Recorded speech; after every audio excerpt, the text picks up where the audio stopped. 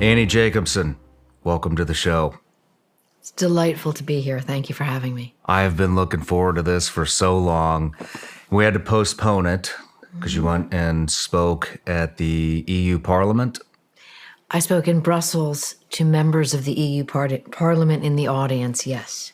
Well, Yes. I think it was well worth the wait, and I think it worked out better, that we rescheduled for later because now we have more to talk about. We do. We have no shortage of things to talk about. Yeah, we could probably go on for days here, but everybody starts off with an introduction. So let me know if I'm missing anything.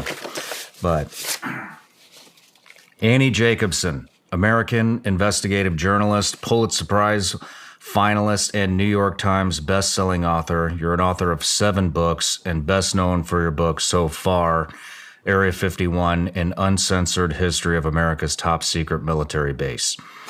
You just released your 7th book called Nuclear War, A Scenario. Write and produces television programs including Tom Clancy's Jack Ryan. Your books have been named Best of the Year and Most Anticipated by outlets including The Washington Post, USA Today, Boston Globe, Vanity Fair, Apple, and Amazon. You're a Princeton graduate and captain of the women's varsity ice hockey team, as we spoke about earlier. And you're a wife and the mother of 2 sons. Yes. Am I missing anything? That's about it. Well, Yeah. we got a lot to dive into. I want to focus mostly on your new book, Nuclear War. But we got to knock a couple things out before we get into the weeds. So I have a Patreon account.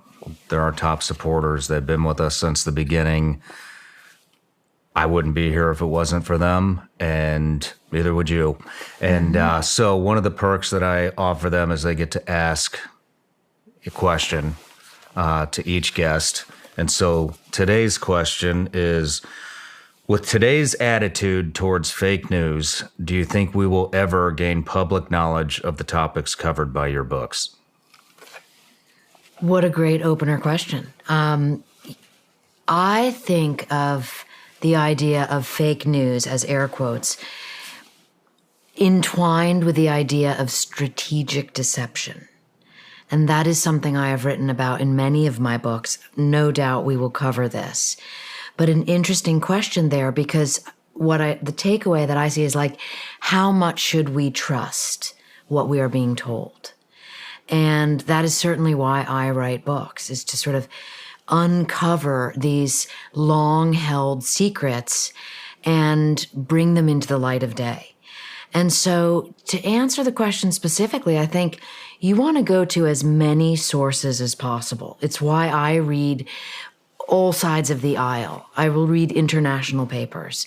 I will watch different programs that people might otherwise think are in opposition of one another. Read things on the internet, listen to the podcasts, and then come to your own opinion about things. Because that's interesting. Well, one, how much should we trust? I would love to talk to you about that. But, I try to do that. And I try to read both sides of the aisle. Do you get a lot of flack for that? I used to, but I don't anymore because I think that's very much part of my reporting style. No one knows how I vote. No one needs to know how I vote. I write about POTUS in all of my books, President of the United States. And so that keeps me in the middle, and it also allows me to have incredible conversations with all kinds of people. And that, I think, keeps me comfortable with what I'm learning because I'm learning how to make my own judgments about things. And I think America is getting savvy to that as well. Man, that's great to hear because I do that. I think people probably know which way I vote, but I don't like to make it a point of any of my discussions. I like to hear both sides. And sometimes especially when I'm critical to my own side, man, I really get a lot of flack. But, I think that's part of the problem that we're facing in the country right now is people have become, and I've talked about this several times, I think people have become they're not tied to their own ideas, values, and beliefs anymore. They're tied to their political candidate and party.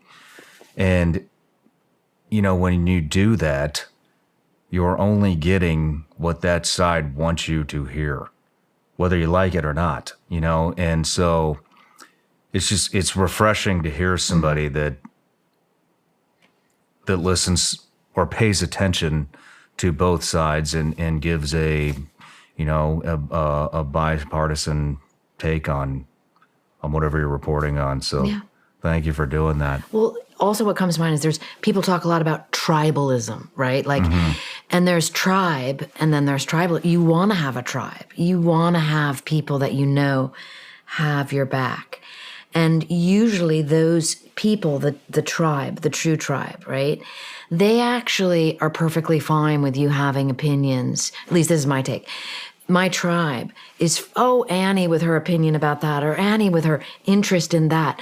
They're fine with it. They might not like that or do that or think that, but that's the tribe. Tribalism is that's where I think it becomes a little bit dangerous and fraught, because then you're supposed to adopt really a party line. You have to have an opinion about this and that just puts you in a really awkward position, because I think naturally we're all such creatures of multiple ideas and multiple ways in directions in which we want to head. And they don't have to be mutually exclusive. Yeah. Yeah. It's weird times we're in, right? Well, there are weird times, but I am a historian also. And so all of my books cover, going back national security issues to World War II.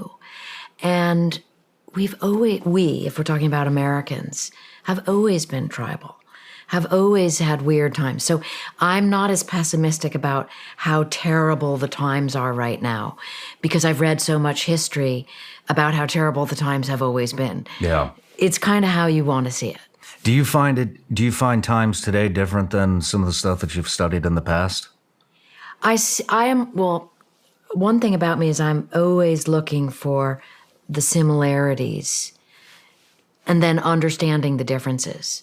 But I find I'm an optimist at heart, even though I write about these incredibly dark, grim topics. I think that, I'm a pragmatist, right? Know the facts. Don't be afraid of them. But the optimism of it all comes from being able to see, certainly as I get older, and I write more books and I learn more things and I interview more interesting people. We are more similar than different, both as people and also culturally through the different decades and generations of modern America. Interesting. You brought up how much should we trust? Mm-hmm. How do we even know what to trust anymore? Well, I look at things specifically head on. So I would be better to your listeners and my readers to deal with specifics than big generalizations. I can certainly make big generalizations about what I think about war and weapons and U.S. national security and secrets, because that is what I write about. But in terms of operations, the specificity is important. It's wait, is Area 51 really that? Were the Nazi scientists really that? Is the DARPA program about biohybrids really that? I can speak to them specifically because I think that, again, I'm going to give you the information that I know, and then people can decide what they think. Because the takeaway is incredibly... Want me to give you an example? Yes, please. Okay. So this is the best example I can think of point of view. When I wrote a book called Operation Paperclip, which is about the Nazi scientists who came to America to build our weapons programs after World War II. So they were former Nazis. Mm-hmm. And this book published in 2013, 2014, back in a time when a journalist like me could actually appear on Fox News and CNN on the same night. You almost can't do that anymore. Yeah. Right? They just don't, the royal they don't let you. But you could then. And I would go on to let's just call them the conservative and the liberal, right? Mm-hmm. So I'd go on to a conservative organization's media program, and they would say, oh my God, Annie Jacobsen, thank you so much for writing Operation Paperclip. I mean, you showed us that these guys were these terrible Nazis. They were odious, et cetera, but man, did we need them to come to the United States, or otherwise we'd all be speaking Russian now. So thank you for writing this book. Okay. Then I would go over to the really liberal stations, maybe even the Holocaust Museum type scenarios. And they would say to me, oh my God, Annie Jacobsen, thank you so much for writing this book, Operation Paperclip. You showed us in no uncertain terms these horrible, evil, criminal minds should have been hung at Nuremberg. They never should have come here. You make that so clear. Thank you so much for writing this book. Interesting. You take away, they read the same book. They took away a point of view based on the same set of facts. And so when I can understand that about people, and there's no, I suppose one group isn't right and one group isn't wrong. And when you can look at it like that, and maybe this also comes into play of you being, we talked about this earlier, like when you're a new parent versus my kids are college aged, right? The wisdom that comes with parenting, I believe, if you want to be an optimist, is that you learn how to help your children understand that different points of view are fine. Same sets of facts. That's great advice. That's great advice. Parent to parent. Yeah, thank you. Thank you. Mm-hmm. But we want to talk about, actually, I forgot something. Sometimes I forget, not very often, but everybody starts off with a gift. Okay. There you go. Performance enhancing gummy bears? Gummy bears. Right. Are these legal? These are legal in all 50 states. Amazing. They're definitely legal in California. Okay. So you're cleared out to bring them back. It's just candy. Amazing. The TSA will not, pull me over. They might try to steal them, but they'd be like, "Wow, that's Shawn Ryan." That's right. That's right. Great. Fantastic. You're welcome. Amazing. Keep going? Or no, that's good. Oh, no, this is very important. Some stickers, yeah. Put it on my car. There, there you go. With my Mammoth Mountain sticker. Nice. And the Shawn Ryan Show. There you go. There you go. I had a Mac V SOG sticker on my car for a while. Did you really? I did, and I got some honks, yeah. I've never even seen a Mac. I'm going to send you one. Thank you so much. Sticker. Okay. And here's something for you. Oh, man. That's a Billy Waugh coin, and I'm sure we'll get into Surprise, Kill, Vanish after Nuclear War, but they kind of entwine, all my books entwine, but Billy Waugh's perhaps the most legendary CIA operator, singleton, in the agency's history. Man. Began his operations when Eisenhower was president. That's incredible. Thank you. Just died, yeah. He just died. When did he die? He died April a year ago. Oh, man. Yeah. So a year exact almost. Yeah. Wow. Well, thank you very much. Mm-hmm. I can't wait to speak about him in a little bit. But nuclear war. Mm. So your new book is about a nuclear war scenario. And, you talk to all these... you get access to people that nobody really gets access to. Mm-hmm. I read that Leon Panetta. Mm-hmm. How are you getting access to former SecDef, former director of CIA, and all the rest of his resume, which I'm not, I could go on here, but people don't get access to figures like that. How are you gaining access to former directors? What's the saying? The harder I work, the luckier I get. There's that part of it. This is not my first rodeo, so 7 books. I do find that when I reach out to people to ask them if I can interview them, and say my creds, sometimes they say, oh, I'm familiar with your work, I've read, and they name a book. Okay. So that helps. But I think in principle, the greatest contribution that I can put on the table, and it's perhaps why some of these really, significant people, and when I say that, like they have a lot of information to share that is powerful and that the public benefits from knowing, like Panetta. It's that objectivity card that I have, which I believe is so important. I'm trained as an old school journalist. You are here to report the news down the middle of the aisle. You should not have an opinion. Okay, when you write long form books, maybe at the end, you kind of give your opinion a little bit, or you might suggest it so that there's something to think about for the reader. But for the most part, relay the facts. I mean, the origins of journalism come from this idea that anyone, a high school student, should be able to understand what you're writing about. Mm-hmm. And that's how I write, I write for the regular old people. I know I'm read by the generals and admirals at the Pentagon because they tell me so, but I just write for regular people. I've seen a lot during my time as a Navy SEAL and a CIA contractor, and I've learned even more hosting this show. The one thing I can tell you for sure is that it pays to be prepared. Right now, with our national debt surging to unfathomable levels, global tension rising, and the corruption in Washington, ask yourself, are you prepared financially? Me? I'm buying gold and silver so I'm not caught off guard by the next recession or global conflict. And I've teamed up with one of the top gold IRA companies, Goldco, to make that happen. So I want you to go to shawnryanshow.com or call 855-936-GOLD. You'll get a free 2024 wealth protection kit from Goldco, plus you may qualify for up to $10,000 in bonus silver while supplies last. So go to shawnryanshow.com or call 855-936-GOLD and get your bonus silver today. Once again, that's 855-936-GOLD or visit shawnryanshow.com. Performance may vary. Consult with your tax attorney or financial professional before making an investment decision.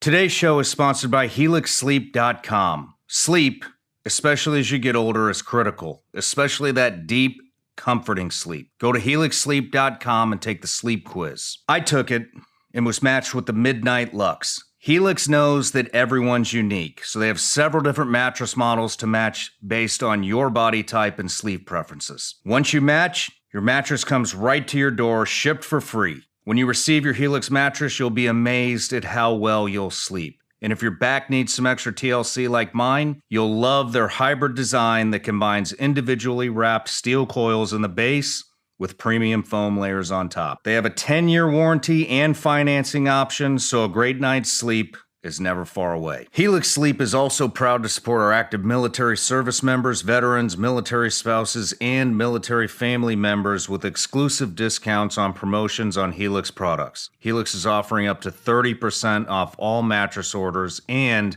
2 free pillows for our listeners. Go to helixsleep.com/SRS. That's helixsleep.com/SRS. This is their best offer yet, and it's not going to last long. With Helix, better sleep starts now.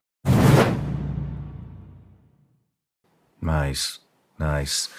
You had an interesting fact here. I want to just kick it off with this. Mm-hmm. A full-scale nuclear exchange between the U.S. and Russia will likely kill some 5 billion people. How did you come up with 5 billion, and what does that scenario look like? And keep in mind, Nuclear War Scenario is a non-fiction book. It presents a hypothetical situation in the future that is based on fact. So the 5 billion figure, for example, is not my fact. That is a fact from Professor Brian Toon and a group of scientists that he led, reporting on this subject for decades in their newest paper for Nature magazine, Nature Food actually, based on climate modeling systems of what would happen after nuclear winter. And so the book takes you from nuclear launch to nuclear winter. Okay. 5 billion people are dead after nuclear winter. But a key haunting line that was said to me that really allowed me to see the book clearly. Because when you're, writing books as a process, you're reporting, you're interviewing people, you're figuring out how your chapters are going to lay out. When I did an interview with the former Stratcom commander, General Keeler, and we were discussing what a nuclear exchange between Russia and America would look like. And he said to me, the world could end in the next couple of hours. What is Stratcom? Okay. Great question. And how great that we don't need to know everything. That's how, right? Strategic command is the most important combatant command. You know combatant commands. They're 11 now, right? It's the most important combatant command that almost nobody has ever heard of outside of strategic command, outside of the military structure. It is the commander of strategic command is in charge of the nukes. He's in charge of them.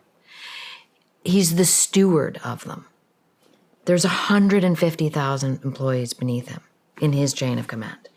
The president, when the president needs to launch nuclear weapons, he communicates with the Stratcom commander. That's how important the Stratcom commander is. Okay. And you got access to him? I did. And you guys had a discussion about this? We did. How did that start? Dear General Keeler. I mean, the actual discussion. Yeah. Oh, the actual discussion with his origins, like very much, it's what I relate to about your podcast, like his origins, like how did you wind up the commander of Stratcom, right? And like he wanted to be a musician, So it's like there's this idea that you wind up Stratcom commander and then you begin with people's origin stories and how they are as a person. And, I recall him telling me about how he was tending his garden before our interview.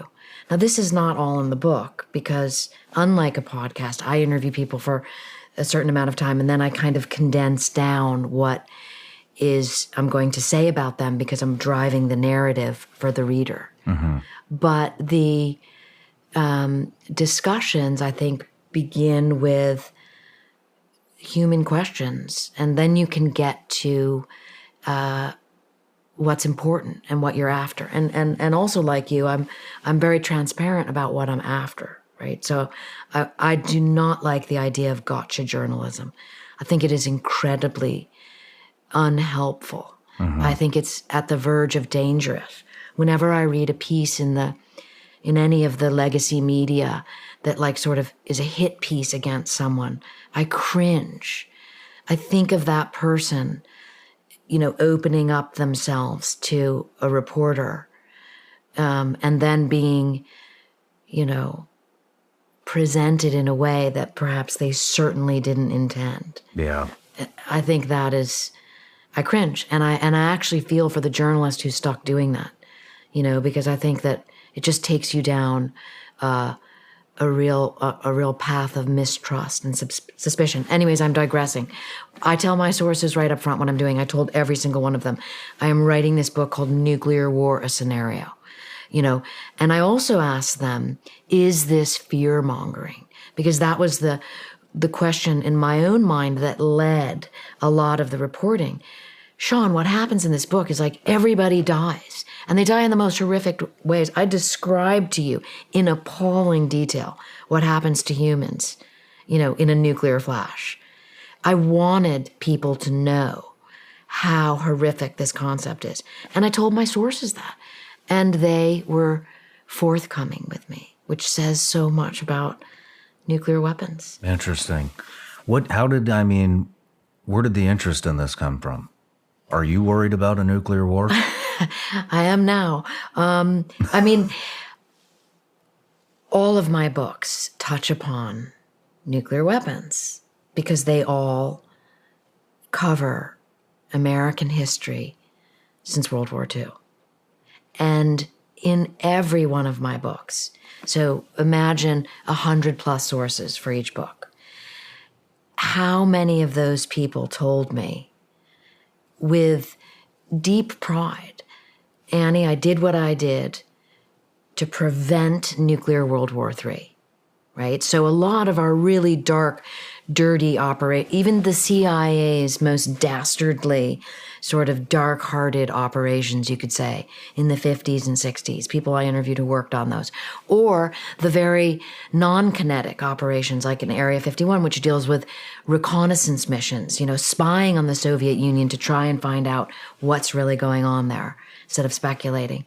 All of these people, a majority of them said to me, I did what I did to prevent nuclear World War III. And so in the previous administration, former President Trump, with the rhetoric about, fire and fury against the North Korean leader, I found that like shocking and rather unpresidential, right? Because there had been a precedent not to threaten people with nuclear weapons. It's dangerous. It really is. That's not an opinion, that's a fact. I, like many people, began to wonder, what if deterrence failed? Deterrence, just another synonym for prevention. What if it fails? Because all of nuclear warfighting, deterrence is predicated on this psychological phenomena. You who are so interested in the mind, right? It is a psychological phenomena. Deterrence will hold. Deterrence will hold. Deterrence will hold. And then you have a quote from a deputy director at Stratcom saying, if deterrence fails, it all unravels. That unraveling is this book. Well, it must be a very realistic scenario if you're speaking, how do I say this, you're speaking in Brussels and there happen to be members of the EU Parliament listening. So let's go over the scenario. Okay. What do you think would trigger this? A nuclear war could be triggered by any nuclear launch at the United States, period, right? So there are now 9 nuclear-armed nations. In my scenario, I chose a rogue launch from a ballistic missile, an intercontinental ballistic missile. Just like it sounds, it can travel from one continent to the other. That's an ICBM. In 30 minutes. Launch to target. 30 minutes. That's the farthest target. 30 minutes. 33 minutes is actually from Pyongyang. 26 minutes and 40 seconds from Moscow to the East Coast. This is specificity. It doesn't change. All the new weapon systems, that doesn't change. That is what it was when they were invented. This is just basic physics. It goes, up and over the earth and down. Okay? And so then once you know that, wait, that's all it takes? This is not a 9/11 scenario where, someone whispers in the president's ears, sir, the planes have hit the buildings. It's not that. If you're me reporting this, suddenly you learn that the United States has not only spent trillions of dollars creating this vast arsenal of nuclear weapons, but defense systems to survey other nations. So we have a system of satellites in space, in geosync, 1/10 of the way to the moon, a satellite the size of a school bus, parked over North Korea, watching. So when launch happens, we see it in under 1 second. That's why my scenario goes by seconds and minutes. It's 72 minutes, this book. Wow. 3 acts, 72 minutes, 24 minutes, 24 minutes, 24 minutes. Then you got the setup at the beginning and nuclear winter at the end. Interesting. Real quick so here's what I'd like to do is dive into the scenario and then talk about some of the defenses that we have. Talk about what maybe your sources weren't able to tell you. I'd like to go maybe a little more into the scenario. But real quick, who are the 9 nations? U.S., Russia, China, UK, France, Pakistan, India, Israel, North Korea. Iran's not on there yet. Iran is not on there yet. Right on. Good for us. But out of those nations, who would you be the most concerned about? Give me your top three. North Korea. North Korea. North Korea. And that's how I begin the scenario. It's a launch from North Korea. One of the most interesting people I interviewed for this book, okay, this on the cover here is a thermonuclear bomb called Ivy Mike. This is the first thermonuclear bomb ever exploded in 1952 in the Marshall Islands. It was a test, okay? Hiroshima was 15 kilotons. This is 10.4 megatons. Wow. Okay? Think about that scale. This weapon takes an atomic bomb, acts as its triggering mechanism inside the bomb. Okay? I interviewed the man who drew the plans for this bomb. No kidding. 93 now. Richard Garwin. Talk about classified. His information was so classified, no one knew he even drew the plans to the bomb. He was 24 years old when he drew them. Are you serious? Does he regret drawing them? I asked him that question. I said, do you wish that you hadn't drawn the plans for the thermonuclear bomb? And he said to me, after a long pause, I wish they couldn't have been drawn. Wow. I mean, we could do a whole podcast on what that might mean. Yeah. Right? Does it mean Russia would have drawn them anyways? Does it mean, right? But interviewing Garwin, who advised every president since then on nuclear weapons. You asked about why North Korea is like the most dangerous. Garwin, so sharp, we did all these Zooms during COVID. And he presented, when I asked him, what's the biggest threat? He said a madman, sort of mad king logic is what he called it. A madman with a nuclear arsenal. And he said this French term, which is called après moi le déluge. After me, the flood. Okay? Right?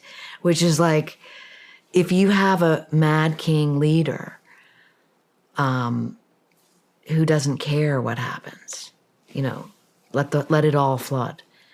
That's what Garwin told me he was most afraid of. And so that made me interpret that he was speaking about North Korea. Wow. Because North Korea does not play by the rules. I mean, it's very tricky. We could, rules of nuclear warfare, rules of nuclear testing.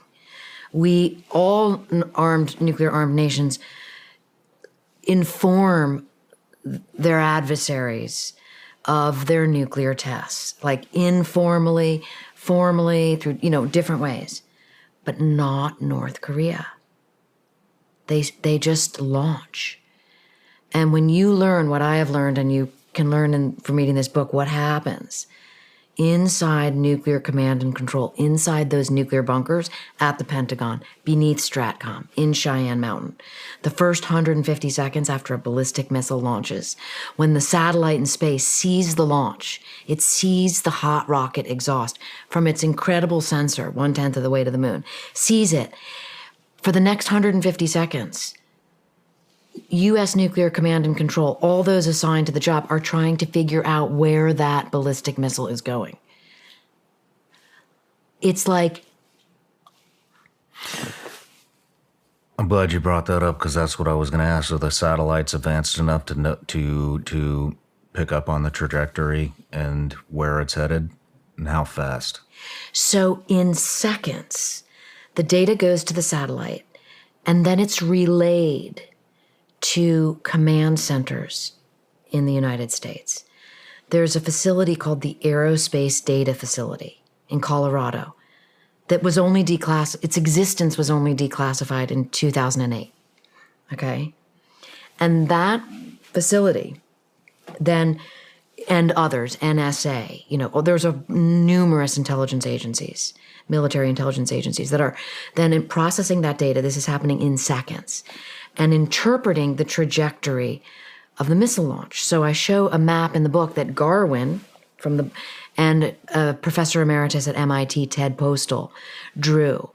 and then let me, render and put in the book, that shows, so you can see a missile launching, it's a map, and then it shows the missile, and it shows their concentric rings. It's like at 10 seconds, this is where it might be going. At 20, so Guam is in one direction, Moscow is in that direction, and then you realize if it's going in that direction, San Francisco, East Coast, Hawaii, okay? So as the seconds tick away, the data is determining where that is headed. So this is almost like it's like when a hurricane's inbound, except a lot faster.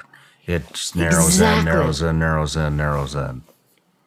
And by 150 seconds, Stratcom, or, the Peterson Air Force Base, the Space Force, the Aerospace Data Center, they know this ballistic missile is headed toward the United States. 150 seconds. Normally, what North Korea does is send the satellite. They're sending it up to space to drop a satellite, so that's one different trajectory. Or they launch into the Sea of Japan.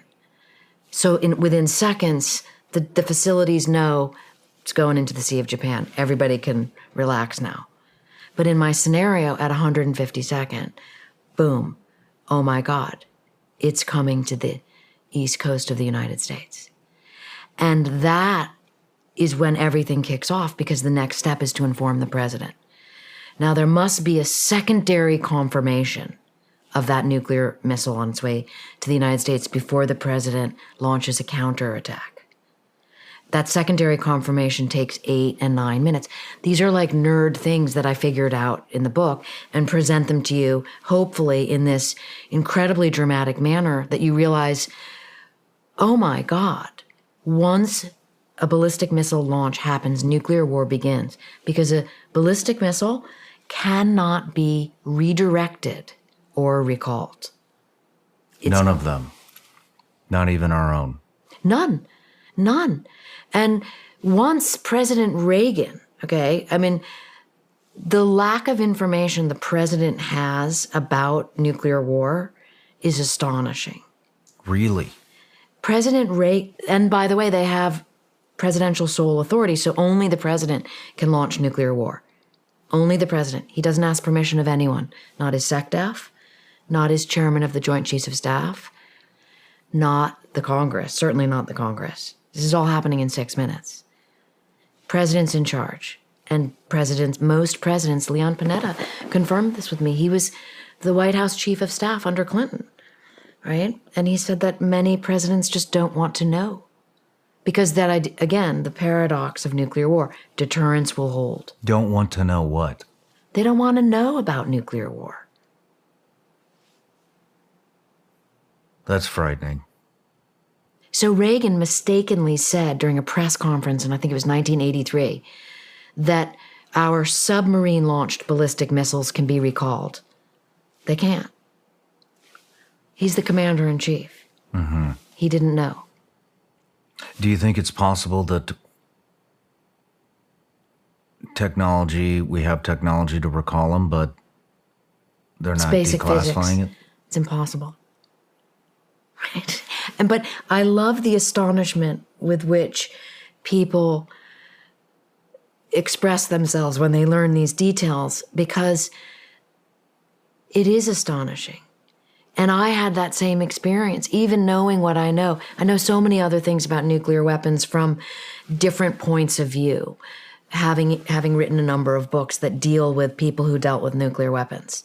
But I never knew the command and control ticking clock scenario, hypothetically in the future, until reporting this book.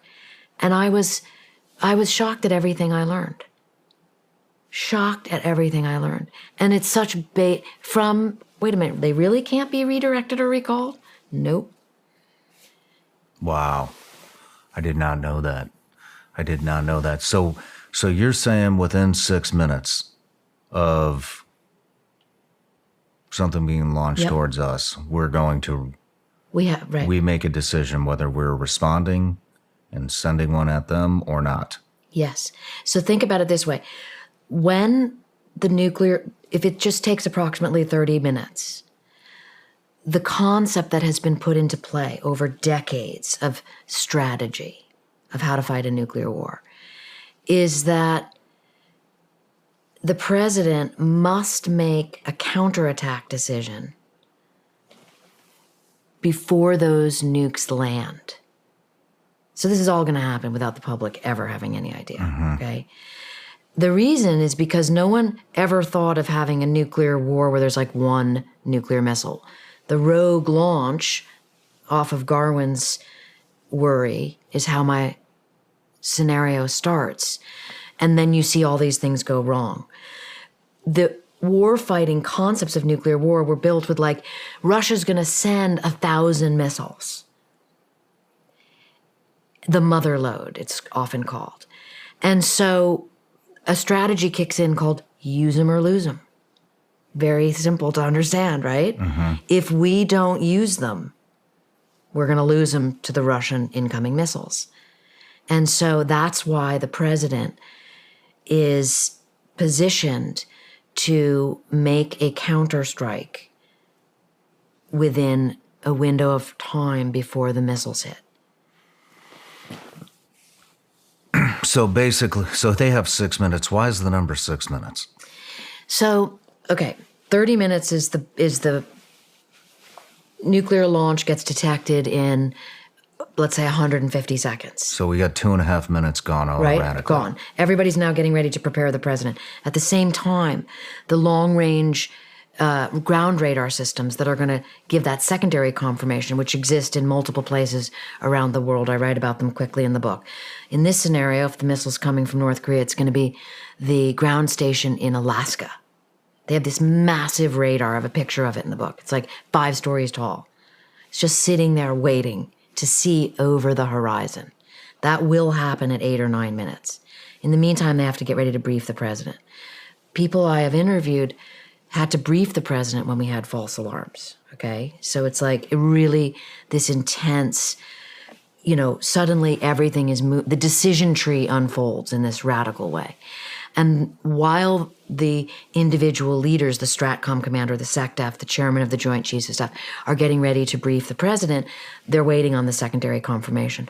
But once the president is told, so there is it's called the red clock is running. And that clock in the strategic command headquarters is ticking down until the missile's going to strike, in this case, Washington, D.C. Now they have to get the blue clock running. The blue clock is the counterattack, okay? So you send General Hyten, another former STRATCOM commander, during the fire and fury rhetoric of Trump, did an interview with Barbara Starr from CNN, and she asked him directly about this. Like, what do we do if they launch at us? And Hyten said, if they launch 1 missile, we launch 1. If they launch 2, we launch 2. But if you dig a little bit deeper, as I did, and it's all sourced in the book, when you're reading, if you ever wonder, how does she know this? You can go to the back and you can see the notes of the documents where it comes from. So the deeper digging revealed that if North Korea launches 1 missile at us, we're going to launch 82 in response. 82? 82. I mean,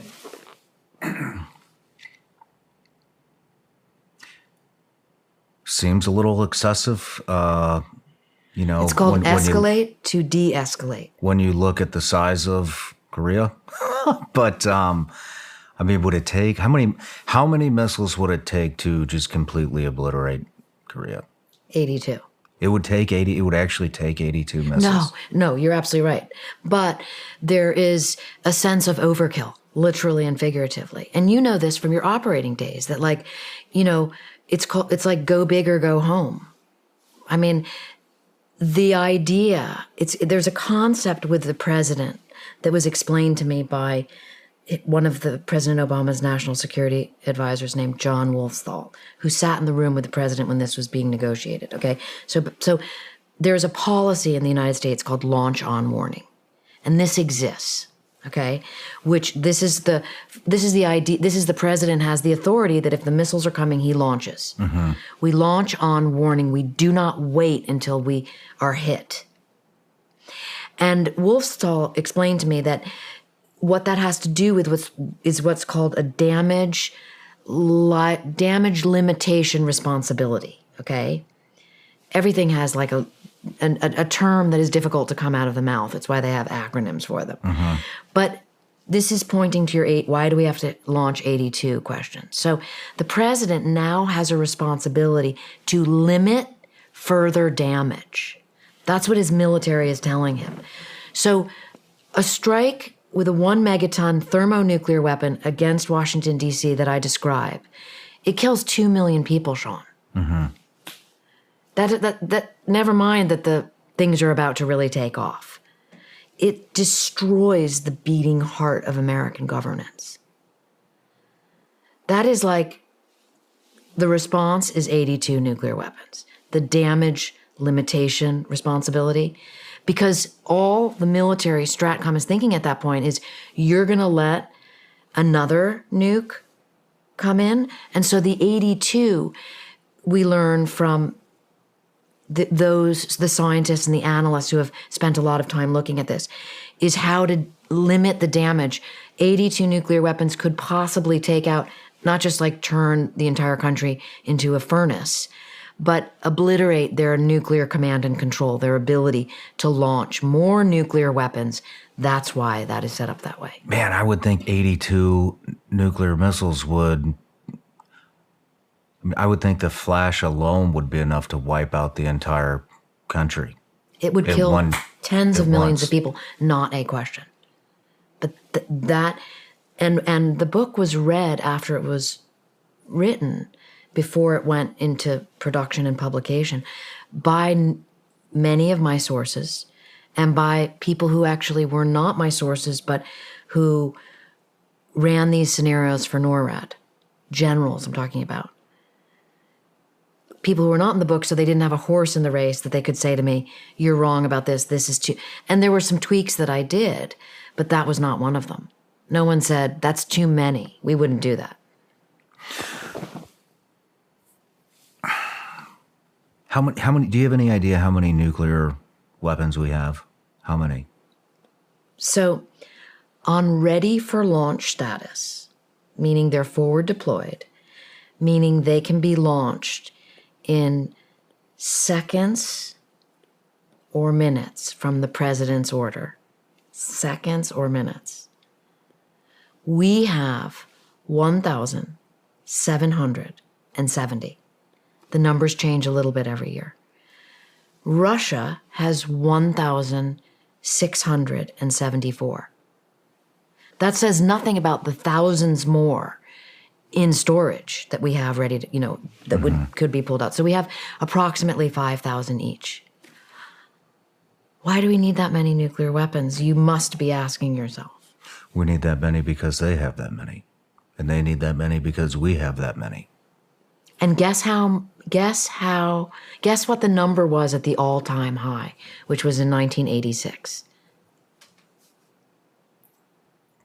10,000.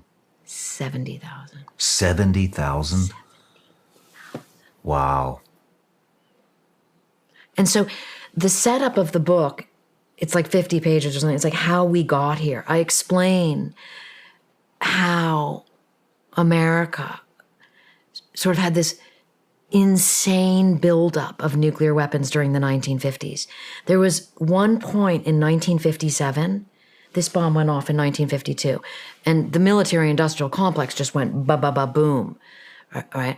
At one point, we were building, on average, 5 nuclear weapons a day.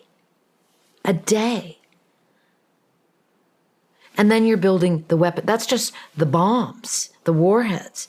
You're building weapon systems because we have a triad. We don't just have the ICBMs in the silos in the ground. We have nuclear-armed, nuclear-powered submarines outfitted with submarine-launched ballistic missiles.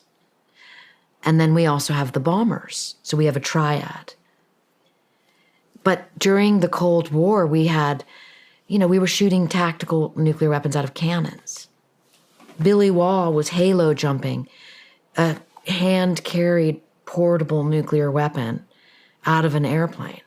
in case we needed to use it on the battlefield. How do you, I mean, I know you don't like to give your opinion, and if you don't want to, that's okay. How do you feel about having, like, 1,000, what did you say, 1,160? 1,770 us. 1,770. Yeah. How do you think we need that? I mean, that's an opinion I think that I own, which is absolutely not. I mean, look, my lane is as an investigative journalist, reporting the facts, doing the interviews, and setting them down on the record. But of course, you get to have an opinion at some point. Mm-hmm. Certainly when times have changed. We are back in the original buildup. It was us and Russia and then China in the early 60s. Now there are 9 nuclear-armed nations, many of which are in direct conflict with one another. All of the new technology, artificial intelligence, this is crazy. It's like the United Nations Secretary General recently said we are one misunderstanding, one miscalculation away from nuclear Armageddon. Mm-hmm. And he said we must reverse course, and we must. So I was in Brussels talking about my book because people were interested in it. What I learned is because they said to me, and these are disarmament groups, right? They said to me, your book condenses in a really dramatic, terrifying way what we have been trying to convey to world leaders for decades with a lot of information. And what we're trying to convey is this is madness. So the progress is that we've gone from 70,000 nuclear warheads to there are a total of approximately 12,500 today amongst the 9 nuclear-armed nations. The disarmament people will tell you that's 12,500 too many. Mm-hmm. The United Nations recently created a treaty called, I'm going to mess this up, the IPTNW, the International Treaty on the Prohibition of Nuclear Weapons. And their idea is that gradually nations should begin to reduce their arsenals down to zero. Gradually. And so the opinion I would have, which seems like a responsible journalist, that sounds like a really good idea. And the word gradual is important because, okay, so we've been talking about the horrors of nuclear war, but you can also talk to proponents of deterrence, as I do, who will tell you we must have a nuclear arsenal because the bad guys do. Mm-hmm. That's where I would fall. Right? And by the way, that's the easier, it really is the easier, quicker conclusion. I mean, I feel like it would be great if there were no nuclear weapons. However, we don't play nicely with one another, right? And so I think I'm just going to go off on a tangent here and say that the only way, look, if I were president or in charge of this country, the only way I would even consider eliminating our nuclear weapons is if we had a defense capability that was able to eliminate any nuclear weapon on the way here. Well, yes, the idea is absolutely that the disarmament idea isn't, we should give up all of our nuclear weapons and then just believe that North Korea and Russia and China and Iran, or Iran doesn't have the weapon yet, all of these other countries will just give up their capability. That would be madness. Mm-hmm. But the disarmament, that when we went from 70,000 down to 12,500, Russia reduced their arsenal, alongside of us. So reduction is possible. Did we really reduce the arsenal though, or have we developed better? Maybe better is the wrong word. Have we developed more powerful and more devastating nuclear missiles to where we don't need 70,000? Maybe I'm pulling numbers out of nowhere right now, but just for example, maybe one of today's nuclear warheads is equivalent to 100 back in 1950s. Except for that's not the way it is. Okay. Which is so interesting because you and I both know the weapon systems that are, the kinetic weapon systems that are used by the military in ground wars or air wars have been advancing like nobody's business as technology has been advancing. The nuclear weapons are essentially the same. Not much has changed. We haven't built any new nuclear weapons since Clinton was president because he signed a treaty prohibiting that. And Russia complied. So allegedly, we do not build any new nuclear weapons. It would be a massive violation of a treaty. All of our nuclear weapons are decades old, which is a whole other debate because now the Defense Department has just asked for, I think it's $900 billion to upgrade the arsenal because it is old and the ICBMs are old. So this is it's like you're suddenly down the rabbit hole and going, wait a minute, how did I wind up here?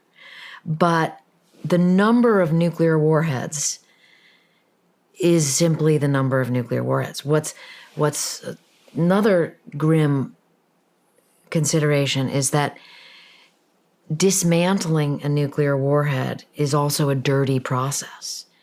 And there's a plant in Texas that does this, which itself is like a major target because it has all the dismantled plutonium and uranium cores. So the eyes can glaze over with isn't it just easier to have an arsenal of nuclear weapons that's the same size as ours? Which is why I point to the people like ICANN, like the Arms Control Association, who actively work on these disarmament issues with the United Nations. And the point of a book like mine is to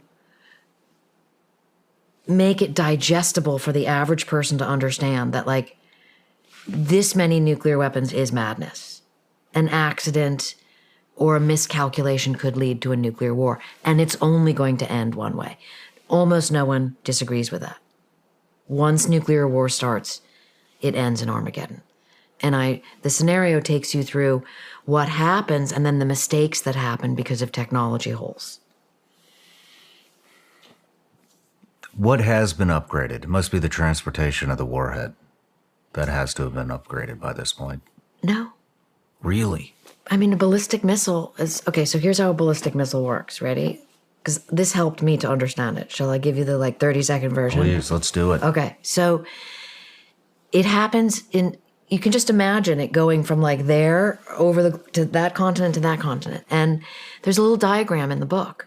By the way I know this is because the first director of DARPA, are you familiar with DARPA? I am. Okay. DARPA's created in 1957-58. I can't remember what it stands for, but basically DARPA is our advanced weapons. Yes. It's our advanced technology weapons, correct? Defense Advanced Research Projects. There we go. Agency. Another mouthful, DARPA. Okay. It began in 1957 after the Russians launched Sputnik. We got caught by scientific military surprise. That was a bad thing. Herb York becomes its first science director. And he wanted to know, because the reason Sputnik was so threatening, it was a satellite, the Russian satellite, the first one orbiting Earth. The reason it was threatening was because it takes a rocket to get a satellite into space. And if you can put a satellite in space, pretty soon you can put a nuclear warhead on that rocket and hit the United States. That was 1957. That's where everything changed. And so Herb York wanted to know in seconds and minutes how long it took for that ICBM to get to the United States. So he hired the smartest guys in the room, the Jason scientists, about which there are extraordinary many conspiracy theories. I interviewed a number of them, including its founder, for the DARPA book. So York, and I learned this because I went and looked in the archives at a library in San Diego, because I couldn't get the Defense Department to tell me the answer. Go to York's papers where a lot of, if you go to the scientists' papers, you find a lot of secrets. And sure enough, there's this, process, York asking the Jason scientists, there's all these incredibly cool documents about it, tell me how many seconds and minutes it takes. Because you forget that people don't know until they know. You know, you can be the smartest guy in the room and you don't know how a ballistic missile works until someone tells you. Mm-hmm. Okay, so they tell York, here's how it works. 3 phases. Boost phase, the rocket ignites. You can imagine that. Fire, missile goes up. 5 minutes. 5 minutes of fire. Launching the missile. That's when the satellite can see it. The satellite sees the fire. Okay? Then it burns out. Then it has a 20-minute mid-course phase where it's just moving with the rotation of the Earth, 500 miles above the Earth. And then it has 100 seconds of terminal phase, a good term for it. Terminal phase is the last 100 seconds. The warhead, which has been traveling because everything else burns away, the nuclear warhead, or plural warheads, because there might be multiple of them, is now going to re-enter the atmosphere in 100 seconds and detonate on target. That's it. That's it. It's so simple.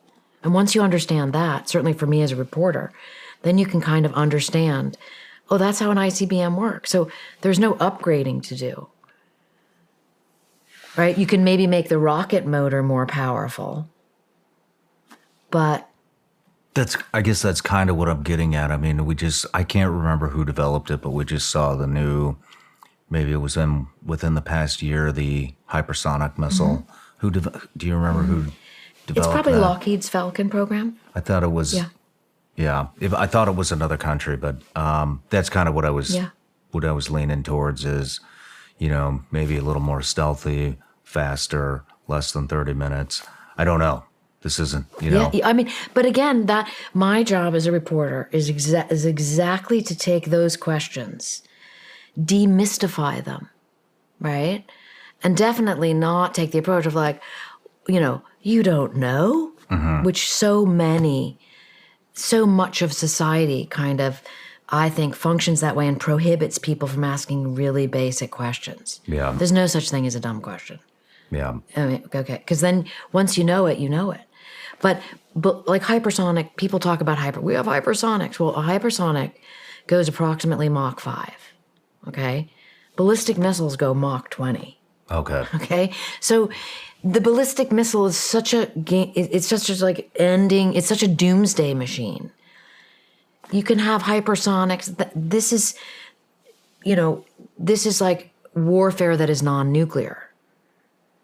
Nuclear war is in a case by itself, which is why we're at this incredibly threatening moment right now, because nuclear war is coming out of or nuclear weapons, the use of nuclear weapons is coming out of the mouth of world leaders. And the nuclear war used to be the red line in the sand.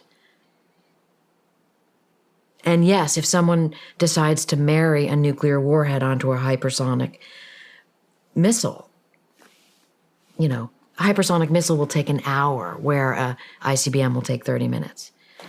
But it's mixing. As soon as you're talking about tactical nuclear weapons, it's just the worst possible scenario, because I can tell you from looking at one of the only declassified nuclear war games called Proud Prophet, and I write about it in the book, and I show you what a declassified paper looks like.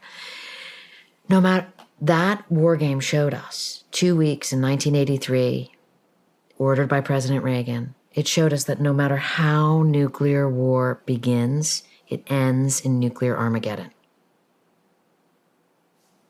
Everybody in nuclear command and control knows that. Everyone knows that there is no such thing as a limited nuclear war. That's terrifying. It can sometimes feel like TMI, right? That it's almost easier to just not know. And also like a lot of the warfighting concepts you have on these walls, right, which involve humans, are so much easier in a way to think about, to talk about, to discuss, to wonder about. Nuclear weapons are so abstract. There's no battle for Chicago, battle for New York. It's just literally push button warfare. Mm-hmm. Why is that okay? I mean, I don't think it's okay. I personally feel like it's a necessity that we have to have it because our adversaries have it. Mm-hmm. Unless we have some type of defense system that can disarm, destroy whatever nuclear warhead is headed our way before it reaches destination. Mm-hmm. Do we have that capability?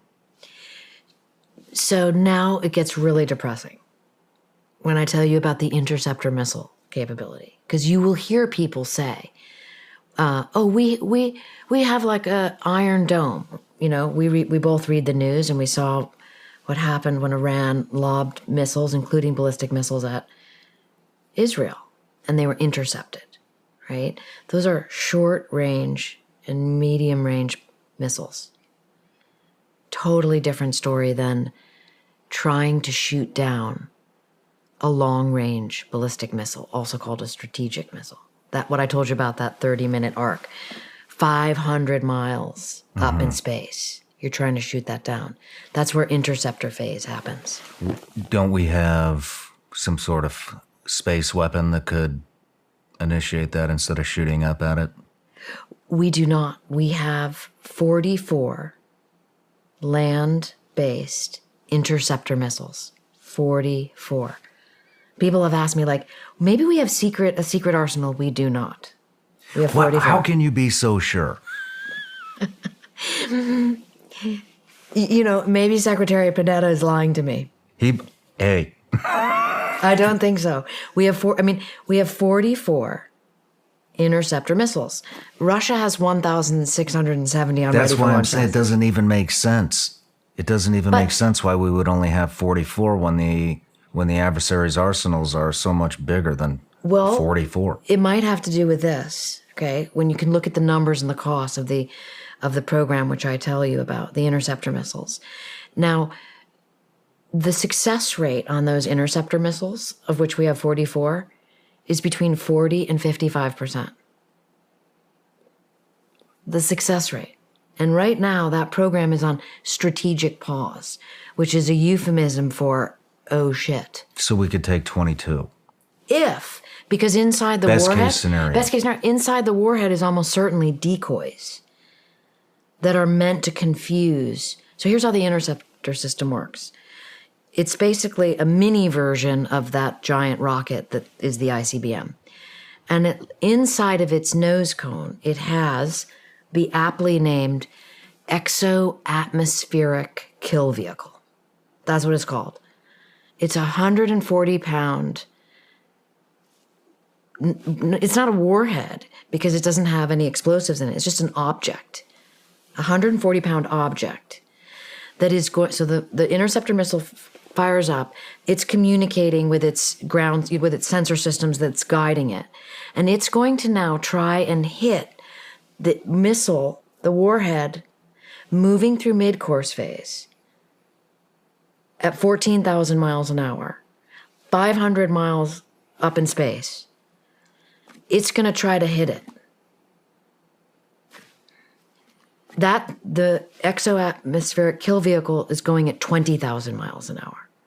The Missile Defense Agency spokesperson says, yes, it's like hitting a bullet with a bullet.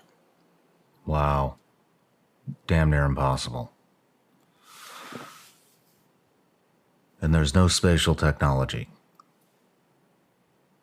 Wow. It's illegal to put nuclear weapons in space, as per the treaties, as it should be.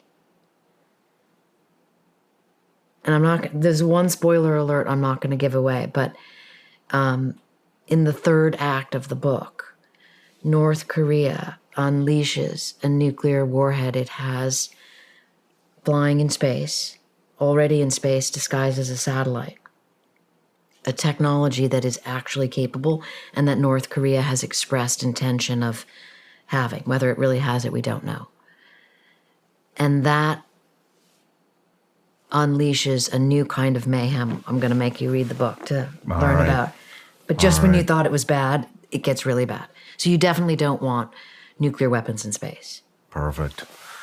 I didn't necessarily mean nuclear weapons. I meant something to disable a nuclear weapon that is in mid-flight in space, like maybe a laser or something, some sort of new technology that we don't know yet. But in this, back to you had mentioned a war game. I think that the Reagan administration had put together. So just for I want to dive into that. And so just for the audience, a war game is basically a made-up scenario, but a realistic scenario that they put, and it kind of shows the probability of what the outcome would look like. And so they do this with a lot of countries do this, and we do this with a multitude of scenarios: cyber attacks, nuclear warfare, and regular warfare. So what did the Reagan administration uncover with that war game? The Proud Prophet. So also they do hundreds of these a year. Like if you read Stratcom, discussions with Congress, as I do, you can interpret how many of these war games are going on. Nuclear war games, because Stratcom wouldn't be doing other operations. So they're happening all the time, and they're incredibly classified, meaning they don't get declassified. But this one Proud Prophet 83 nuclear war game got declassified. And I show you in the book, it's literally all blacked out. It's redacted. You've seen documents like that. It's just all black. There's maybe like one word, aftermath or, build up, right? Everything else. And so you might say, well, what's the point of releasing this? How can we get any information? It's all redacted. We get the information from a civilian scientist, professor who was on that war game named Paul Bracken. He's a professor at Yale now. Okay. And once it was declassified like 10 years ago, it allowed Bracken to speak about it generally. Before that, he couldn't say anything, about, the classification requirements. But then suddenly, because it was declassified, he could speak about it in a general manner. And he wrote in his own book what I just conveyed to you, that no matter how nuclear war... So there was a 2-week-long program. The SecDef, like the highest-ranking people in military nuclear command and control, got together and gamed out these different scenarios, according to Professor Bracken. NATO was involved, NATO wasn't involved. Tactical weapons are involved, tactical weapons not involved. China gets involved. And what Bracken said was, no matter how nuclear war begins, it only ends in nuclear Armageddon. And his exact words was that everyone left the war game very depressed. And so I think I pull the veil back on some of this, and it's almost like a little bit of our experience communicate. The nuclear war conundrum is so complex and tightly wound. It began with the generals and the admirals at the Pentagon in the 1950s working from an idea that nuclear war could be fought and won, which itself is insane. The original nuclear war plan against the Soviet Union that I write about in the book was going to kill 600 million people. Wow. 600 million people. How can you have a plan like that and not call it mass extermination? That's how it began. That was a long time ago. The Soviets were the big bad threat. No one's doubting that. It's different. It's a different world that we live in now. Mm-hmm. Why have we not acknowledged that what began as madness will likely end in madness unless all of these issues are addressed? Money. You mean there's more money to build more weapons? Mm-hmm. I think we're at a new crossroads that's completely different, but maybe has some similarities with AI. Okay. Do you? Keep going. I'm interested what you have to say. Well, about there's a lot of fear of what AI could develop into, and it basically, it gets to the point where it makes humanity completely irrelevant. And so it's a dangerous game we're playing. I don't think anybody really knows the extent of what we might experience if this keeps on, with the brain chips, with everything. And so once it's out of the bag, it's not going back in. And I feel like that's where we're at with AI, is where we were with nuclear war. It's the Pandora's box idea. Yes. Which kind of begs the question, okay, so how about doing something about it? And I know we all have busy lives, and that is part of the, no one can stop what they're doing and suddenly become an expert on existential threats per se. So we talk about it and we, pontificate what can be done. But we should remember that there are powers that be that are paid to deal with these issues in our own government. And also the days are over where you could just trust the government to be doing how do I say that? Yeah, I know where you're going. We should be able to trust the government to be doing things in our best interest. Yeah, right. Like if you watch the propaganda films of the 50s having to do with nuclear war, right? And you see like a housewife with a tiny waist and, curlers maybe even making pancakes, and then like a siren goes off and then, Jimmy, come quick. And they duck and cover, and that's going to protect you against a nuclear bomb. And everybody went, okay. Those days are over.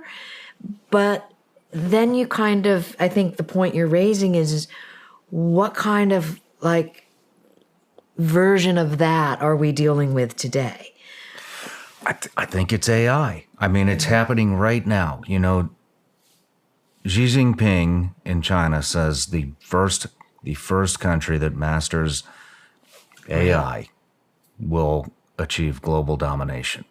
And so now you have all these people over here that are worried about, I'm conflicted. What do you do? China's not going to stop. Right. They're not going to stop. And so if we stop, then we put ourselves at a disadvantage. But if none of us stop, we put the entire human species at the risk of becoming irrelevant. And does that make sense? Of course it makes sense. And it's absolutely on point. And, you can also throw into that mix biology. Because, okay, so here's how I would tie that together, right? Because you have biological warfare threats that become more threatening, more existentially threatening with the introduction of AI. I believe perhaps more so than with the nuclear weapons, right?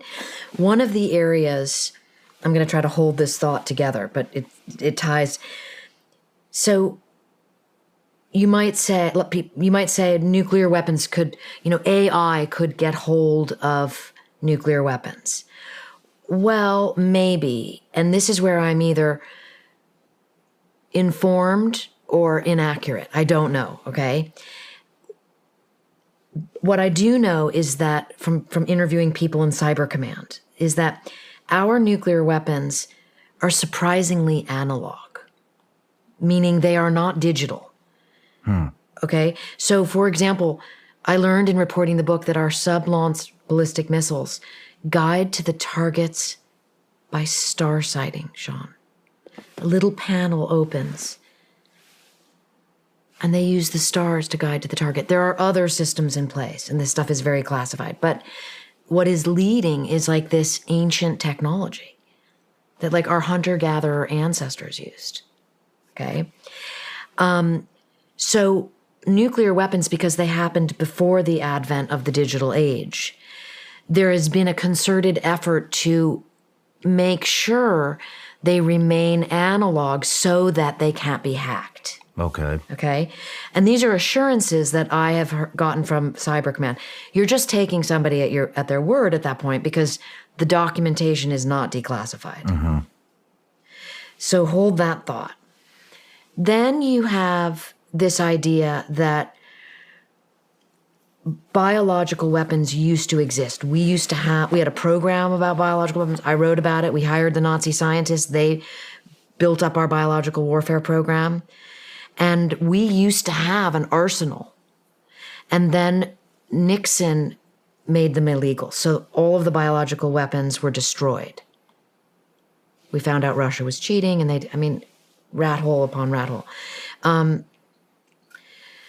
So biological weapons are no more, which exist that's the reason that nuclear disarmament people say we don't need a nuclear arsenal to keep us safe, because we were able to say we don't need biological weapons to keep us safe. Biological weapons have become taboo. So the disarmament people will say nuclear weapons should be taboo. Now you take AI, okay? What you're saying, which is really significant to think about, is how does AI fit into the mix? If there is indeed a giant gap on purpose between AI being able to access nuclear weapons because it has grown up with that, that is one lane of security, shall we say. But with the biological issues, that is far more dangerous to my eye because they didn't grow up together. And AI has the capacity to make biological weapons and chemical weapons on paper. Does that make sense? Mm-hmm. Because a lot of AI is pulling from information in the public domain. And so far, no student in a basement that we know of has made a nuclear weapon. Think about that. Mm-hmm. No, it remains this jealously guarded recipe. Pakistan got the bomb because they stole most people get the bomb because they steal it. But biology, we have biological, synthetic biological situations being made by, students in high school because of AI, because what you can program AI, make me a chemical weapon. Mm-hmm. That, to me, is a majorly existential threat. But again, we don't have the language yet, just as laymen or with a little bit of knowledge, to understand what AI is really capable of. And so you're bringing up the question, should we trust the same people that said, duck and cover and you'll be safe? That's what you're saying. And that's a very important question. I would say probably not. We should probably not trust them. I don't know. Once again, this is like the disarming of the nukes. What do we do? What is your opinion? What do we do? About the nukes or about AI? With AI. I always start by looking at the opinions of people I respect. Mm-hmm. And then I start to kind of gather more information, like why did they wind up with their opinion? And so one person that comes to mind when I was looking at early AI, because a lot of the early AI comes from DARPA, and DARPA has always had this idea. So also, I think it's important to make a distinction, at least to my eye, or I do when I think about it, AI, artificial intelligence, and machine learning. Machine learning is making computers a lot smarter. Artificial intelligence is actually trying to figure out how to make a machine think. For that, I went to Los Alamos when I was reporting the Pentagon's brain and visited a DARPA scientist who had a grant to try and create, a brain, in essence. And he was using the computer that used to have all the nuclear codes on it. It was really interesting. But he explained to me, his name was Dr. Garrett Kenyon. And he gave me this analogy where he said, we're so far out from computers being able to think. And I said, try and just give me an average Jane or Joe way to understand this. And he said, okay, think about the facial recognition software on your iPhone, right? Mm-hmm. Very basic thing. You and I, that is machine learning. So he said, have your iPhone look at you and then try to have it look at you further away and with a baseball cap or with sunglasses, right? So you're kind of making it harder for the machine to know it's you.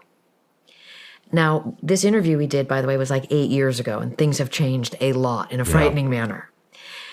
Then he said to me, the iPhone could definitely not recognize me across a football field, walking with a baseball cap on. He said, my daughter, on the other hand, who was, I think, something like 8 years old at the time, he said, my daughter knows who I am across a football field, walking with a baseball cap. Good and point. Begins running toward me. That is human intelligence. I mean, do you think? I think we've. I mean, look now. China supposedly has camera systems. I don't know what you'd call them. I guess they wouldn't be facial recognition. They would just be. They are facial recognition. Well, yes. I guess what I'm saying is it can pick up how you walk. Gait recognition. And so people are putting rocks in their shoes so that they walk different. Wow. Did you know? I did not know the way to spoof that. Right? They're putting rocks in their shoes so that they walk different, so that the technology doesn't pick up how they actually walk. Yep. And they can now have systems that can read your heartbeat. I didn't know that. So this gets into my opinion on this, or rather my lots of facts, opinion, gets into a tricky area here because I speak often about the military-industrial complex, and I want to preface this, what I'm about to say about China and all of that, right? Which is not in what might be called a conspiratorial way, per se, like the military-industrial complex. Literally as a fact-based military-industrial complex. And it is real. And it is also provides a lot of jobs for a lot of people. I often think about this. So the military-industrial complex as a term comes from Eisenhower's farewell speech. Okay, and that's very well known. Mm-hmm. But less known is what Eisenhower said as a follow-up to that in that same speech, which is interestingly something I tell my sources as a principal I work from. Would they let me interview them? And most of them say yes on those grounds, which is this, that the way in which America can function as a sort of peaceful nation and a democratic nation and a nation that is strong, that has a strong defense, is through an alert and knowledgeable citizenry, which is exactly what we've been talking about this whole time, which is in a way the question for the original listener asked, right? So what Eisenhower was saying to us is be alert and be knowledgeable. And so I think it's always good to temper that. Like if you say, I'm being alert and I'm being knowledgeable in sort of like a nerdy way, then I can differentiate my pontificating about what does that mean? And I can see my sort of more paranoid brain thinking thing, right? And it just is, it balances things out. Mm-hmm. But on the concept of the military-industrial complex, specifically in China's surveillance, I want to say this, which is that one way of looking at that, which I would look at, because I've done quite a bit of reporting on it, is that it's that problem of the chicken or egg scenario, that when the United States creates a radical new technology that it's using for its own defense, China follows suit, mm-hmm. Russia follows suit. And nowhere is that more specific and more obvious, if you really think about it, than what the United States did during the War on Terror, what the government did during the War on Terror. And that is create these biometric surveillance systems, which to go after bad guys. In Iraq, in Afghanistan, fingerprint technology, find the bomber, not the bomb. a great idea. If you're just going to take out, if you're going to go after the bomb, you're just going to be, think about, that's what your teams were doing. Mm-hmm. But as soon as you can go after the bomber, you're cutting off the head of the snake. But the biometric surveillance system got out of control before you knew it, perhaps because of the military-industrial complex. The Pentagon had decided, well, let's just get biometrics on everybody. So it went from, do you know about this? A little bit?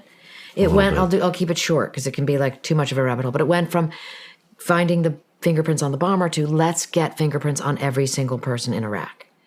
85% of the population was the goal. And then they did that in Afghanistan. These are facts. Mm-hmm. This is like David Petraeus fact. Okay? And so the idea was we're going to have this colossal database of everybody, which used to be considered an FBI criminal concept. Mm-hmm. We're just going to have this on everybody, and then that way we're going to know if you're a bad guy or a good guy. And it got totally out of control, and it happened too fast, and there was so much money being made that it just became a deluge of systems. And China copied that. China did not have that system of systems until we introduced it to them. And because China is great at stealing our intellectual property, that is precisely what happened. And then China, because it's a communist country and it does not have any of the same rules to abide by, just went berserk with it and said, we're going to now do, they have a system called physicals for all. Physicals for all. What a great euphemism. What it means is we're going to get your DNA. And that's what they are in the process of doing. Having DNA, fingerprints, iris scans, gait monitoring of everybody. So it's becoming a massive police state, if it wasn't already. It is now. It's a technology-based police state. But remember, my point in that would be the Defense Department set that up, you could say, to happen. Or is that military-industrial complex? It's a good point I've not thought of. It's a great point. What do you think? I think it's the Eisenhower quote, like an alert and knowledgeable citizenry, right? And also a little bit if you pick your battles. Because you can become subsumed with, this is just a horrible, you could really, and you want to enjoy your life and be a good parent and write your books or do your podcast. So, and then I look to history to say, okay, oh, that's right, this has always been going on. I do believe money needs to be spent to keep the economy going. But there could be a restructuring of the military-industrial complex in a manner that suits the livelihood and the future. Yeah, I agree with you on that. Let's take a quick break. When we come back, I'd like to see what it looks like here in the U.S. if we do endure a nuclear attack. It's not pretty. When I first started this whole podcasting thing, an online store was about as far from my mind as you can get. And now, most of you already know this, but I'm selling Vigilance Elite gummy bears online. We actually have an entire merch collection that's coming soon. And let me tell you, it is so easy because I'm using a platform that is extremely user-friendly, and that's Shopify. Shopify is the global commerce platform that helps you sell at every stage of your business. What I really like about Shopify is it prompts you all the things that you want to do with your web store, like connect your social media accounts, write blog posts, just have a blog in general. Shopify actually prompts you to do this. You want people to leave reviews under your items? You can do that on Shopify. It's very simple. Shopify helps you turn browsers into buyers with the internet's best converting checkout, 36% better on average compared to the other leading commerce platforms. Shopify is a global force for millions of entrepreneurs in over 175 countries and power 10% of all e-commerce platforms here in the United States. You can sign up right now for $1 a month. It's shopify.com/Shawn. That's all lowercase. Go to shopify.com/Shawn now to grow your business no matter what stage you're in. That's shopify.com/Shawn. Fabric by Gerber Life is term life insurance designed by parents for parents and has been trusted by millions of families just like yours for over 50 years. I trust Fabric to have what I need to protect my family. Thinking about getting life insurance? Now's the time. Your kids are young, you're healthy. Lock in low rates with Fabric by Gerber Life. My family's financial security is always my number one priority, and it should be yours too. Fabric was designed by parents for parents and trusted by millions of families like yours. They have over 1,800 five-star reviews on Trustpilot with a rating of excellent. Having term life insurance for myself is crucial because I can rest easier knowing my family is taken care of, even if I'm not there. That's where Fabric by Gerber Life comes in. Join me and thousands of parents who trust Fabric to protect their family. Apply today in just minutes at meetfabric.com/Shawn. That's meetfabric.com/Shawn. Policies issued by Western Southern Life Assurance Company, not available in certain states. Prices subject to underwriting and health questions. All right, Annie, we're back from the break. We're getting ready to dive into what it would look like if we do get hit. I just looked back at my notes, though, and I just want to cover one more thing. Back to the 6 minutes for the president to make a decision. Have you talked, how do I put this? I would think that a lot of these decisions have already been predetermined. If there's only 9 nations, us included, so 8 other ones, and then I can't remember how many are our allies. I know Russia, China, Korea. Is there another one that's... Pakistan. Questionable, yeah. Okay. Definitely questionable. But you've been there, right? Yeah. Yeah. So I would think we would definitely have a lot of predetermined decisions made if one of those 4 countries launched towards us. So the reason I'm bringing this up is for the audience more to at least I would think that there would be contingency plan after contingency plan after contingency plan on what were to happen if one of those countries launched a nuclear weapon towards us. And so that I think it's important to know that the president isn't just going through a raw decision process from beginning to end in 6 minutes on what he's going to do. Would you agree with that? Absolutely. Okay, great. So let's talk about the football. Okay. Because there is not time. You're absolutely right. For the SecDef to say, okay, sir, we think there's no time for that. You're talking about a 6-minute window. I mean, that's like making a pot of coffee. Okay. That is a tiny amount of time. And so the football, do you know what the football is? I do. Okay. Do you want to describe it? The football is also known as the emergency satchel. It's this leather bag that is always with the president. Any photograph you look at the president, if you can see around him, you will see the mill aide, the military aide, who is the person assigned to carry the football 24/7, 365 with the president. It is always with the president. Lou Merletti, the former director of the Secret Service, told me a great story about the football when I said, is it really always with the president? He said, it is always with the president.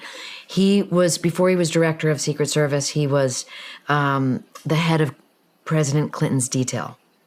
And he told me about going to Syria with Clinton to see President Assad, the current president's father. And that they got into the elevator and, one of Assad's guys was like, no. Right, like about the mill aid. And Lou said it was like a standoff. There was no way they were going to let the president ride in the elevator without the football.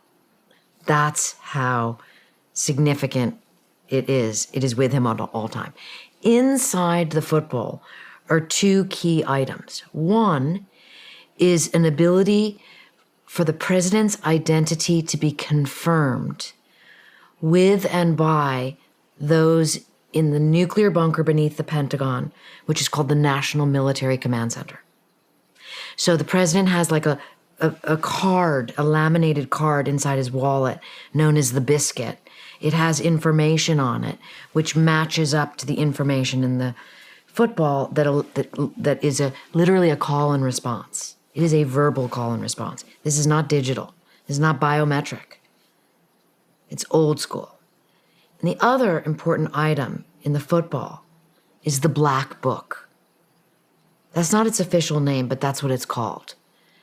And the classified historian at Los Alamos told me that the reason it's called the Black Book is because it involves so much death. The Black Book is another jealously guarded secret. What is in the Black Book? Almost no one that has seen the contents of it has spoken of it. Once, a mill aide referred to in an interview with Smithsonian Magazine, described the contents of the Black Book. And he described it like a Denny's menu, which gets us to how does the president choose his targets? So the countries that are perceived as enemies, nuclear-armed enemies, who might launch at us, are broken down into this Denny's menu type document with options for the president to choose from in that 6-minute window really fast. I interviewed for the book one person who has actually seen the contents of the Black Book. His name is Ted Postal, and he's the one with Richard Garwin who drew the map for me about the launch and the missile. And Postal in the 80s was the chief advisor to the Navy about nuclear missiles.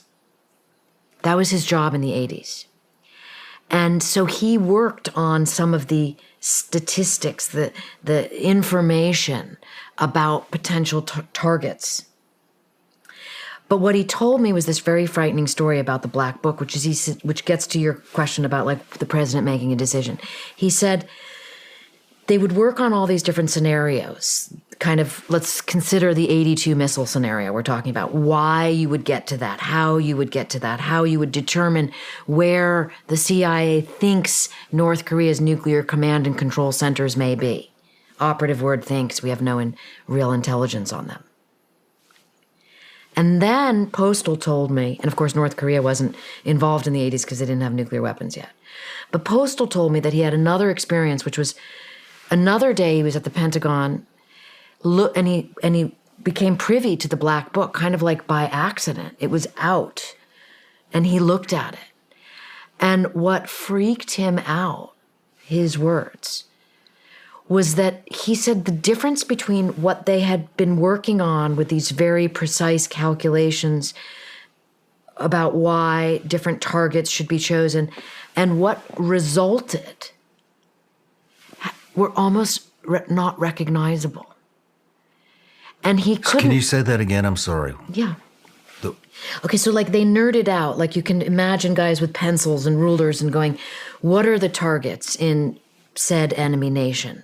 Where are their nuclear command and control facilities that we would want to take out in a nuclear strike? Uh-huh. That's what their big industries, that their bunkers, their version of the Stratcom bunker, their version of the Pentagon.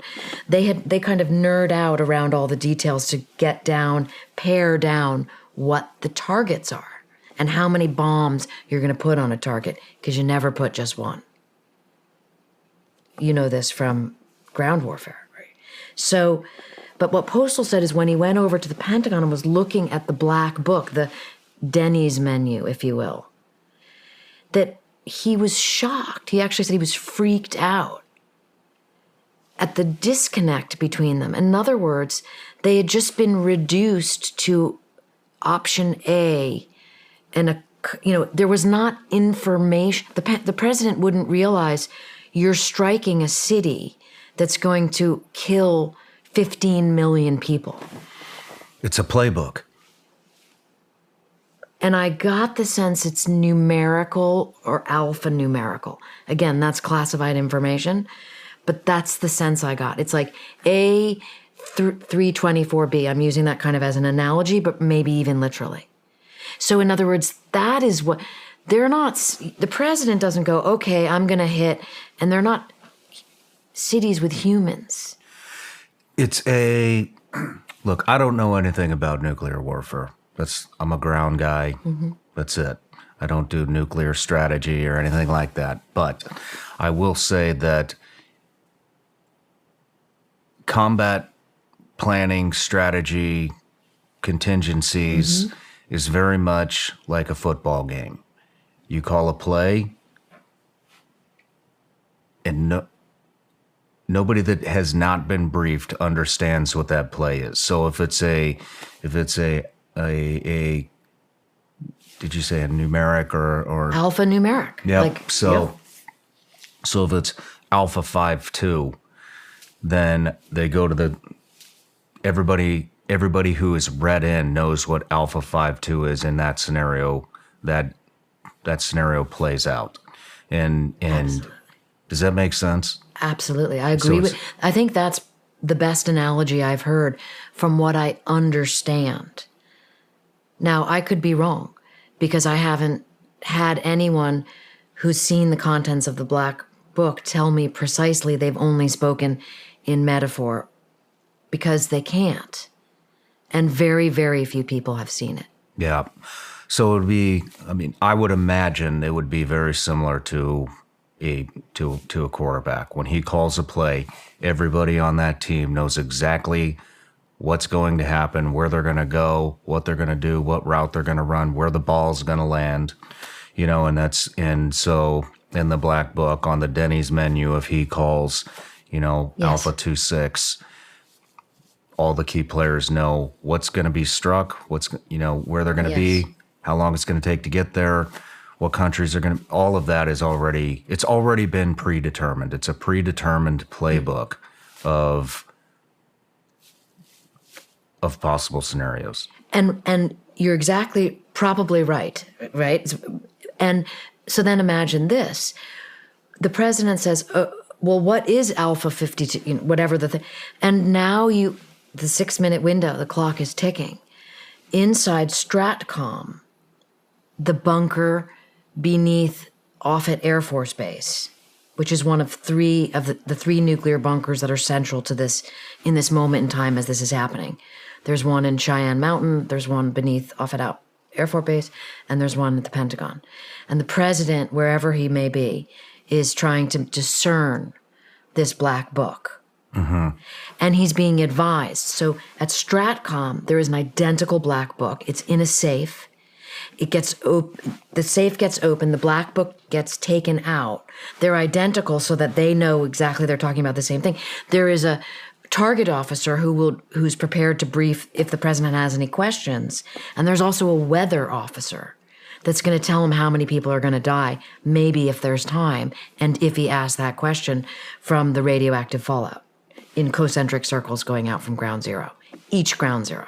Mm-hmm. But again, how much time do you have in a 6-minute window? And imagine what's going through the president's mind.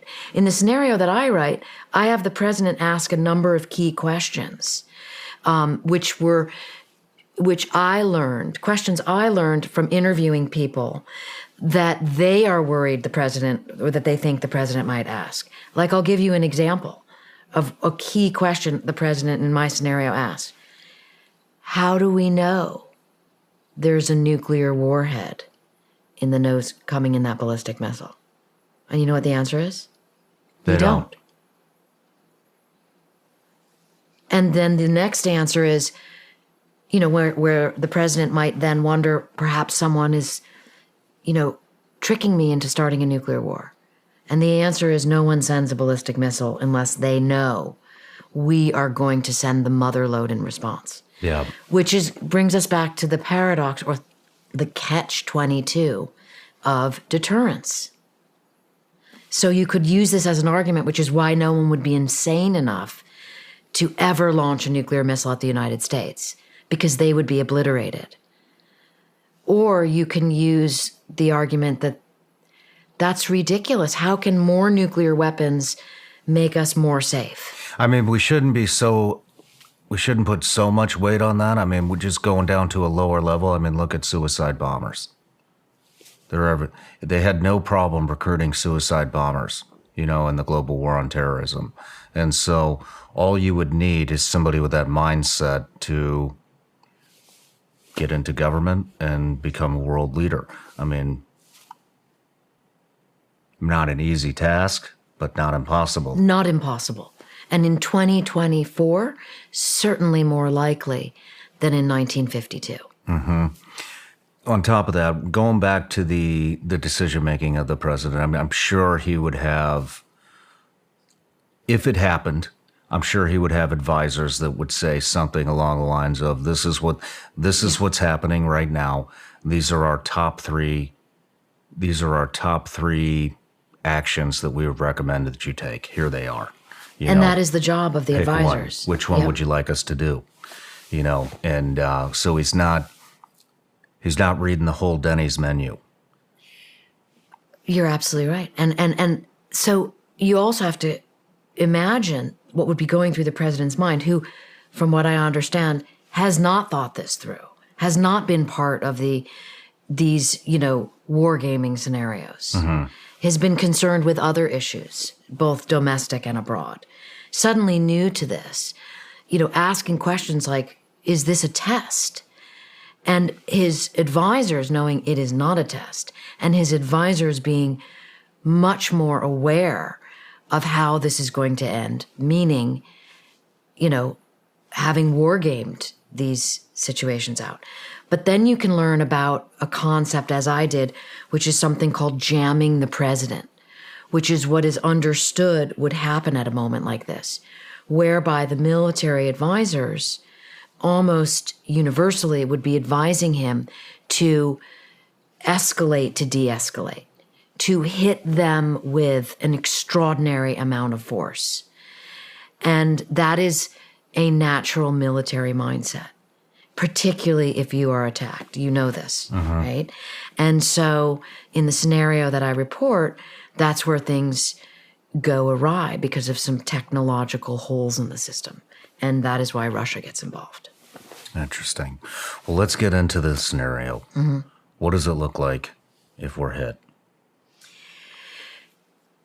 A nuclear bomb explodes with a flash of light, of X-ray light, that is so powerful and hot, it is impossible to comprehend. It is 180 million degrees. That's the temperature at the center of the sun times 5. Really? Times 5. And so the thermonuclear flash sets everything on fire. Depending on the size of the bomb, in the scenario that I write, it's 3 miles out. Is that a fact? Is that the biggest? Yes. That's not the biggest bomb, but that is a fact. And so, by the way, like when I write about these horrific details about what happens to people in third-degree burns and wind ripping skin off people's faces, 9 miles out, limbs being ripped off, the sucking motion that happens, the blast wave that's like a bulldozer, the buildings that come down. When I write all those details, those are not out of Annie Jacobsen's imagination. Those are sourced from a primary document called The Effects of Nuclear Weapons, which is a 600 and some odd page book. It's also called Army Pamphlet number 50-9, if I'm remembering correctly. And that began with the Hiroshima and Nagasaki bombings, the effects of nuclear weapons on buildings and people. And as the tests were done, we conducted atmospheric tests in the Pacific and also in Nevada at the test site. As the tests were done, defense scientists were constantly measuring the effects that nuclear weapons have on things and people. And the people substitutes were animals. And they measured these with a specificity that's just stunning. And that's a polite word for gruesome. And I use those details in the book, and I source them again in notes. So, then you get to learn as a reader, oh, wait a minute, how does the Pentagon know that a pine needle will catch on fire 6 miles out from ground zero? Spontaneously combust and start more fires. Oh, because these have been studied. 6 miles out. So does that mean the blast radius of the flash can be up to 6 miles? The people can go blind up to 50 miles out if they're looking in the direction of the bomb. 50 miles? 50. And the way we know, the Defense Department would put rabbits in cages and fly them, 50 miles out from this bomb and put their, it's very Clockwork Orange to determine the effects on the retina. A 1 megaton bomb that I have hit the Pentagon, and I use the Pentagon as a target, by the way. Again, that's not just because it's my imagination, but because many people that I interviewed told me that a bolt out of the blue attack against Washington is what Washington fears most. And so a 1 megaton bomb that detonates over the Pentagon creates a ball of fire, pure fire, that is 5,700 feet in diameter. That's a little over a mile. Again, like the specificity of these numbers are from defense scientists. A ball of fire. So nothing remains. Not a cricket. No cellular life in that. And then you have this blast wave. It's called a steeply fronted blast wave. And it pushes out. And it bulldozes down, metaphorically. All physical bridges go down, stone splits apart, steel, lead melts. 10 miles out, streets become like molten lava. So if you survived, you're suddenly, sucked into a lava street. 3rd-degree burns on everyone. Anyone in a subway is going to die. If they're, 10 miles out, they're going to die of asphyxiation. So would 10 miles be the, let's talk immediate death. 10 miles? Well, there's like 3 rings that I write about specifically, in their diameters. And they go out up to the Washington, D.C. Zoo is kind of the edge where all the animals, have their skin hanging off of them. Sorry. It's dark. It's true. And so then you have to think about, you have all these people dead, all these people now that are far out, as far as 10 miles out with 3rd-degree burns, 4th-degree burns. Did you even know there was such a thing as a 4th-degree burns? 3rd-degree burns require a specialized bed. There are like 10 in Washington. They've now all been obliterated in this scenario. People die of, blood loss. Imagine the projectiles from this. There are several 100-mile-an-hour winds accompanying that steeply fronted blast wave. The buildings topple over and become rubble. We haven't even spoken of the fact that no first responder can go in there for 72 hours. By then, the world's over. The situation I write in appalling detail because I want you to see how horrific. You would hope you were inside the fireball, because the further out you are, the worse it is. When you think about this, the mushroom cloud that we've all seen, right? That mushroom stem and the cloud is made up of the remnants of people who have turned into combusting carbon. That is the detritus of civilization. That's just one nuclear bomb. So people get to see that every nuclear weapon is really a mass extinction weapon. Because when you consider we're talking about the ring out 10, shall we say 10 miles out. What will then, because all these fires have started now from the flash, the situation becomes a mesocyclone of fire, is how it's described.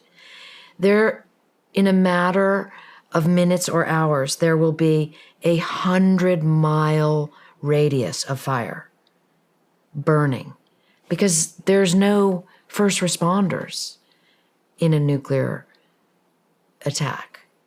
I learned this from Obama's FEMA director, a guy called Craig Fugate, who did all these on-the-record interviews with me and described to me how horrific a nuclear war was. He was so candid. I went back, are you sure you said this, and this? It's quoted in the book, that he said that FEMA does something called population protection planning. So earthquakes, floods, hurricanes, when these happen, FEMA's at the ready to help the people. Population protection planning. And Fugate said to me, after a nuclear strike, there is no population protection planning because everyone will be dead. You're on your own. I said, what do you suggest people do? And he said, hope that you stocked Pedialyte and don't forget your morals.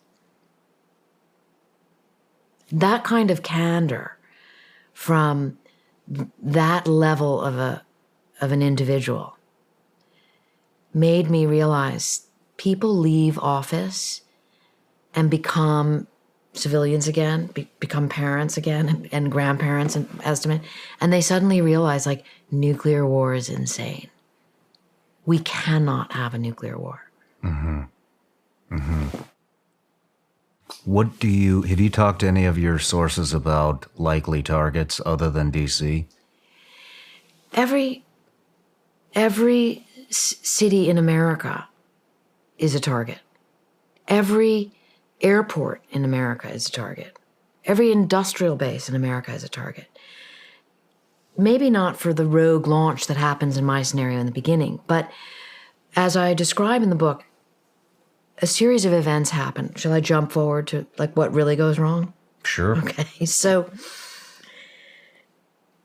we have a really great satellite system. Russia does not. They pretend they do. Theirs is called Tundra. I told you ours can measure, inches from 22,000 miles up. Theirs pretends to. Their system is so flawed that it sees clouds and sunlight as exhaust, as fire sometimes. Now, I sourced this not just from American experts, but from people who are experts on Russian nuclear command and control, including a guy called Pavel Podvig, who studied in Moscow, who's the liaison to the UN for Russian nuclear forces. So he would be prone to giving you a different opinion maybe than, and he even conceded that the Tundra system is deeply flawed. And so Russia could easily misinterpret what it is seeing happening. We're talking about once the missiles start flying, once the American president learns that he has to make a counterattack, and our missiles are now flying. And as Leon Panetta said to me, you're right, no one thinks about MAD chemistry, mutual assured destruction chemistry, once the missiles are flying. And that's where the mistakes happen. So in the scenario, a very serious flaw arises, which is that U.S. ICBMs do not have enough range. If we are sending ICBMs at North Korea, they have to fly over Russia. An actual fact, confirmed by Panetta, by the way. They have to fly over Russia. Think about the state of affairs between Russia and the United States right now. Mm-hmm. I don't believe the two presidents have spoken in years. During the war, General Milley couldn't get in the early days of the war, Chairman of the Joint Chiefs of Staff, General Milley, couldn't get his Russian counterpart on the phone when there was an erroneously reported missile attack against Poland. Couldn't get him on the phone. Imagine a scenario where nuclear missiles are flying and Russia sees missiles coming, it would interpret at themselves. Not, even if you could get the president on the phone and say, trust us, they're going to go over you, not at you. And so Russia makes a decision to launch. And when Russia launches, it sends 1,000 nuclear weapons. Does that mean North Korea's nuclear weapons would also have to fly over Russia? North Korea's nuclear weapons fly over Russia and China, but they do not have the same technology that we have, according to my understanding of the technology, to see neither China nor Russia, to see in real time the way that we see in real time any ballistic missile launch anywhere on the globe. Only reason I'm bringing that up is context. Yeah. Because if they do have somewhat of a capability and North Korea launches a nuke at the U.S. and it does have to fly over China and Russia, at least in our response, they would have some context and they could go, okay, we did just see one, we just saw one fly this way. Now we're going to see one head west, you know, and so it wouldn't be 100% in the blind. Which is that is a possibility. Now, with that being said, you're also, you know, there would have to be some type of communications, and if we don't have communications and we can't even get our counterpart on the phone, then. And here's the fundamental problem with that in terms of long thinking, which is that America's first nuclear war plan against Russia was a preemptive nuclear strike. Okay? A preemptive nuclear strike. Russia has been paranoid ever since, maybe with good reason, because this is how an origin story, that we would do a preemptive nuclear strike.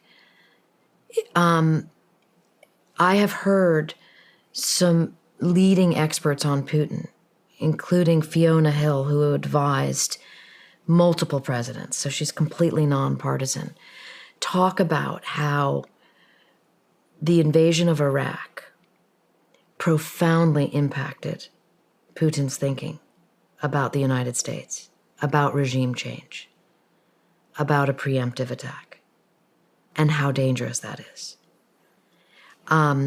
So it's not just long history that someone might be thinking of, it's short history, more immediate history. And so another example of how paranoid Russia has been for decades is its system that it created called the dead hand, okay? It's the literal name of it is perimeter. It was this perimeter system, dead hand, was originally reported by a Washington Post reporter named David Hoffman, like in 1999, when he first learned about it, right after the wall had gone down, before we were back to this nuclear threat posturing. But the way the dead hand works is like this. Russia was so paranoid that the United States was going to launch a preemptive nuclear attack against it during the Cold War that it created a dead hand system. What is that? It's kind of like it sounds. They created a system whereby ground sensors would be able to determine nuclear bombs hitting the Russian soil. And if they weren't hearing from the nuclear command and control, so the idea being that the nuclear command and control had been taken out in this preemptive nuclear strike, the dead hand system would launch all of Russia's remaining nuclear weapons, which were like 30,000 at the time, okay? Would launch all of them without even needing a hand to push the button, hence the name the dead hand. So it set up a system to launch no matter what, even if we're all dead. And the idea behind it is kind of part of deterrence. Like, don't you dare launch at us, or even our own dead hand will get you. And so when you think about that, you realize there's a long history of suspicion in Russia. And even more terrifying is I have heard in defense circles, and I haven't been able to confirm it, but I have heard that even now the U.S. Defense Department is thinking of creating some kind of a dead hand equivalent because allegedly Russia never got rid of that system. That's where AI would become a real problem. Yeah, that's a great point. That is a great point. The dead AI hand. Wow, that's a great point. Let's keep with let's go back into what life looks like. Okay. So it sounds like, excuse me if I'm mistaken, it sounds like immediate devastation is about 10-mile radius. 100 miles, you're going to feel effects.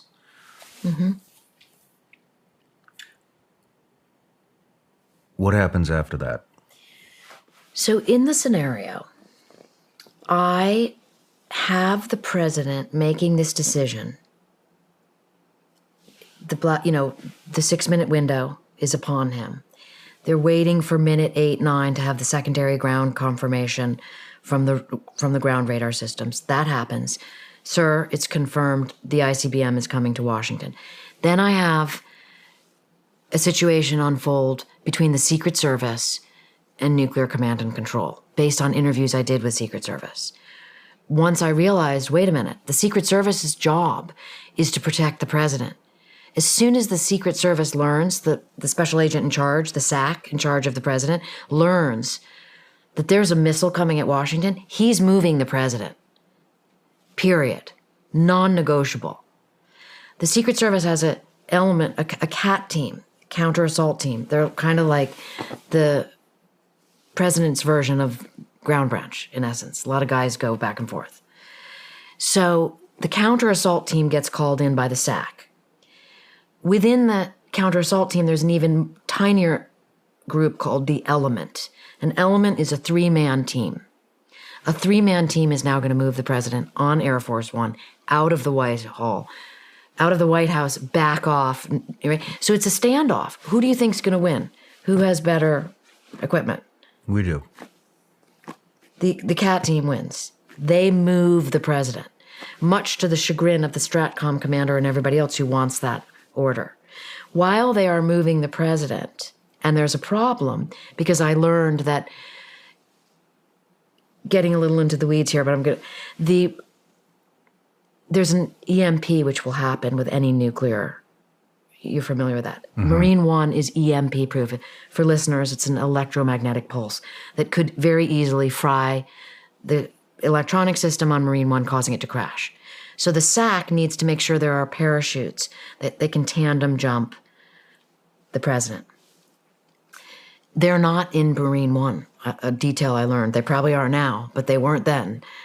So the Element has to swing by the White House office, grab the parachutes. They need one for the mill aide, one for the guy who's going to jump the president, and one for the SAC. They get them. They get into Marine One. While that is happening, I have in the scenario a second ballistic missile strikes a nuclear power plant in California. A sub-launched ballistic missile. Now, I had Ted Postal, I'm pointing to this, and Richard Garwin discuss with me whether or not it was plausible, whether or not North Korea can actually get a submarine up to the west coast of the United States, because we know China and Russia can. That's a fact. You learn that later in the book. Can North Korea? Ted Postal believes that they can. Garwin says he doesn't think they can yet. I wanted to have that kind of a debate available for readers to think about. You just don't know until you know. I take you through the technology of why Postal thinks it's possible. The North Korean sub-launched ballistic missile fires from a couple hundred miles off the west coast. That takes less than 10 minutes. It's like 6 minutes or something. While the president is deciding whether or not he's going to give this counter launch, and the Secret Service is moving him, the power plant is hit. And when the reason I chose the nuclear power plant to be hit is because it's what's called the devil's scenario. It's worse. It's the worst of the worst case scenario. And I won't get too into the weeds about what happens. Why not? I want you to read the book. Okay. But no, and I shouldn't say it like that. What I mean is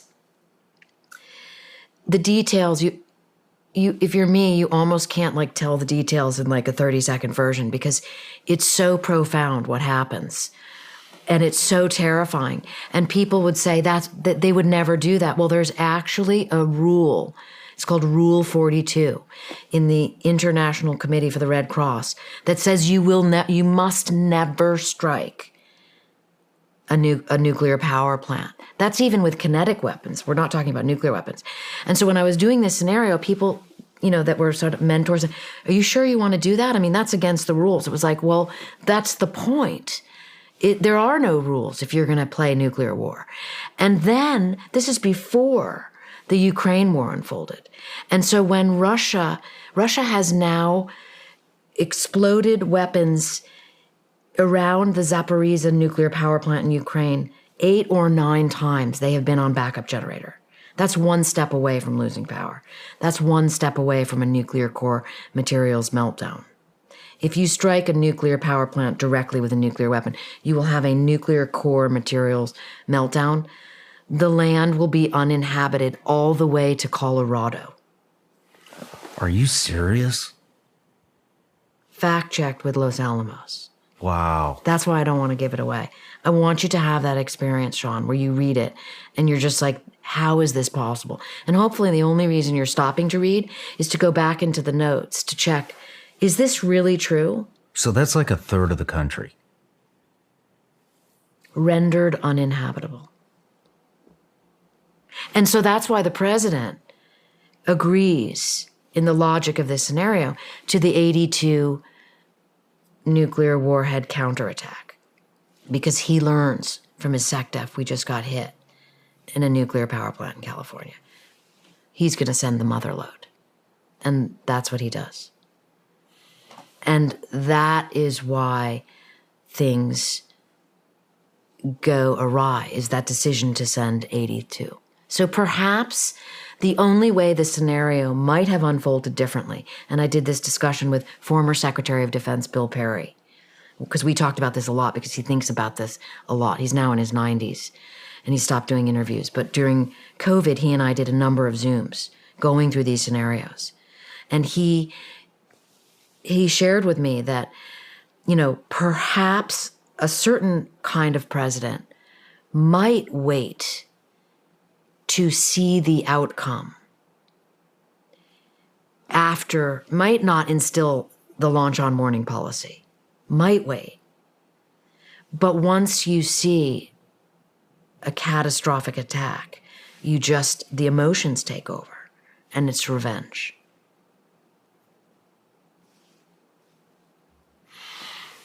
What does the middle of the country look like? 50 some odd minutes later, when Russia launches, okay? So because the president makes the decision to launch the 82, as the weapons fly, he launches 50 ICBMs and 32 SLBMs. The 50 can be launched in 60 seconds. That's how long it takes to launch an ICBM once the president gives the command. The joke is, those missiles are called Minutemen because of the Revolutionary War. But the joke in Washington is they don't call them Minutemen for nothing because they take 60 seconds to launch. Mm-hmm. Sub-launched ballistic missiles take 14 minutes from the time the commander-in-chief gives that order. The sub has to get into position. It's a little bit more complicated. 14 minutes.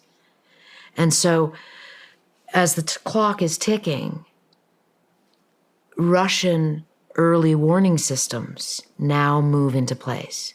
And the Russian early warning systems see the ballistic missiles coming over the pole and interpret them as coming for them.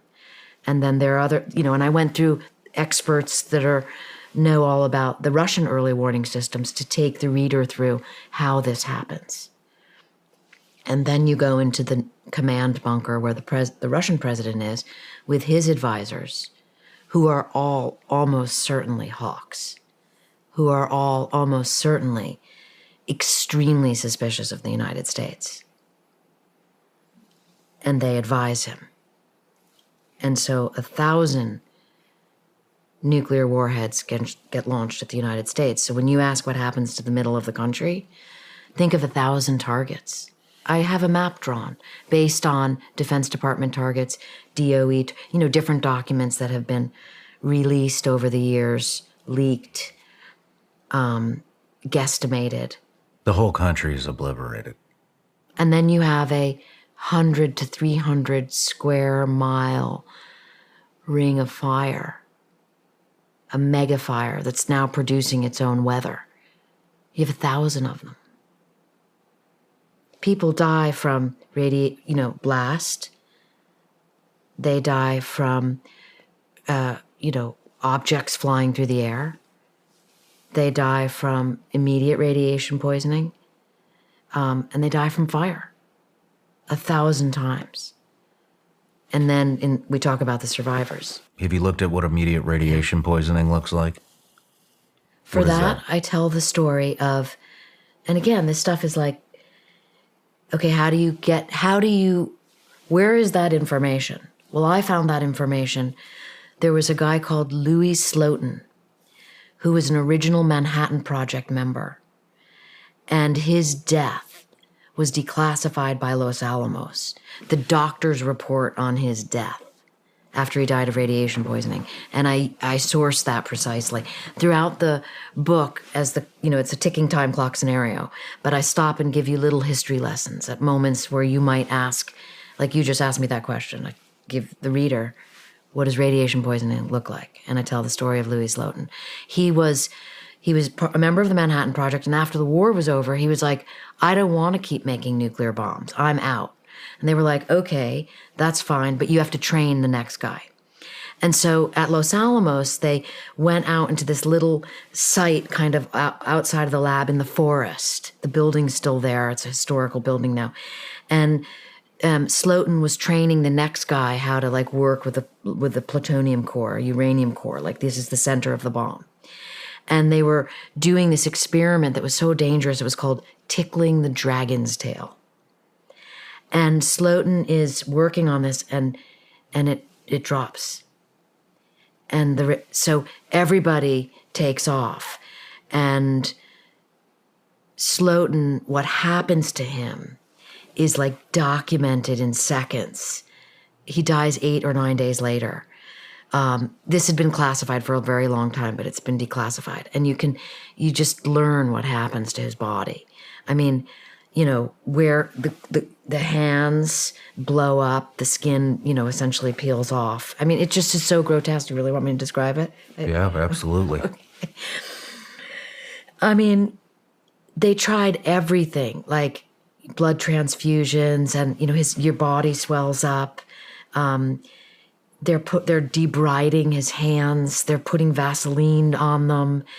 His insides begin to, the radiation ruins the lining on your organs. And so you essentially just become it almost reminded me of, I read a description once of what happens to an Ebola patient. It's like that, the lining sloughs away, and so your organs start to merge, and you just have sepsis, and then you get gangrene, and then you die. And when they cut you open, you're just like soup inside. It's like a blender. It's a horrific way to die. That's acute radiation poisoning.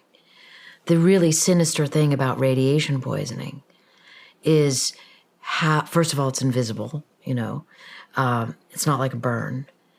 And the degrees of radiation poisoning are not necessarily dependent on proximity to the bomb. And of course, if you're really close, sayonara. But you can have acute radiation poisoning far away from.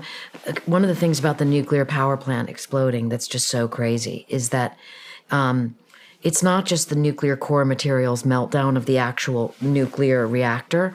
It's that every nuclear facility has spent fuel rods. Those are the rods that used to power the nuclear generator.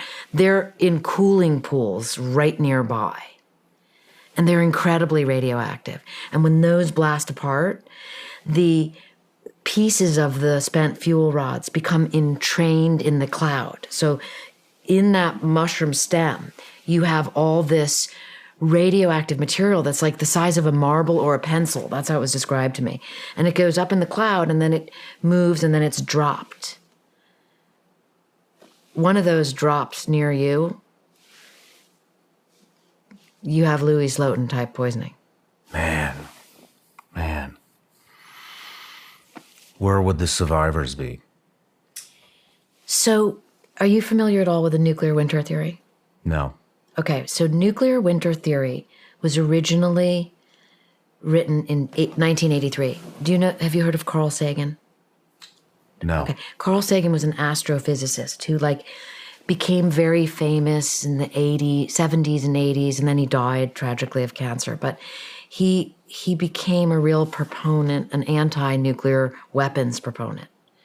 And he and his and a number of people wrote this theory called nuclear winter, where they modeled out what would happen after the fires stopped burning. So you have all these fires, and again, we're just talking about the 1,000 in the United States. The U.S. launched, in my scenario, 1,000 at Russia, because we don't just go, okay, we're all gonna die, so we're just gonna let all of you guys live.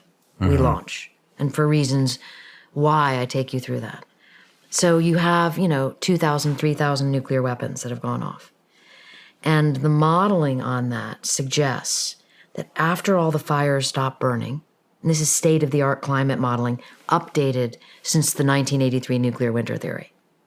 So this is still the nuclear winter theory, but now with the technology, instead of scientists doing, calculations on paper with old computers, these are really advanced computer systems confirming all of this. The fires will loft into the air 330 billion pounds of soot. Goes up into the troposphere and blocks out the sun. 70% of the sun's rays disappear. And so, hence nuclear winter. Suddenly, in places across the mid-latitudes of the globe, you have all bodies of water, freshwater bodies, become ice. The ice at the Arctic Circle doubles. You have a temperature drop around the Earth between 27 and 40 degrees. Whoa. Wow. Places like Iowa and Ukraine, breadbaskets of the world, they become frozen for 8, 9, 10 years. Agriculture fails. So now you have people, any survivors, who are, malnourished, suffering from radiation poisoning. Everyone who they know is dead, fighting over a tiny amount of resources. When the sun returns, you think the sun's back out, but the ozone layer has been destroyed, so the sun will give you radiation poisoning. So people have to live underground. And this interesting detail I found was shared with me was that the small-bodied animals, the sort of insects, they can bounce back faster and they will reproduce faster than large-bodied animals like you and me.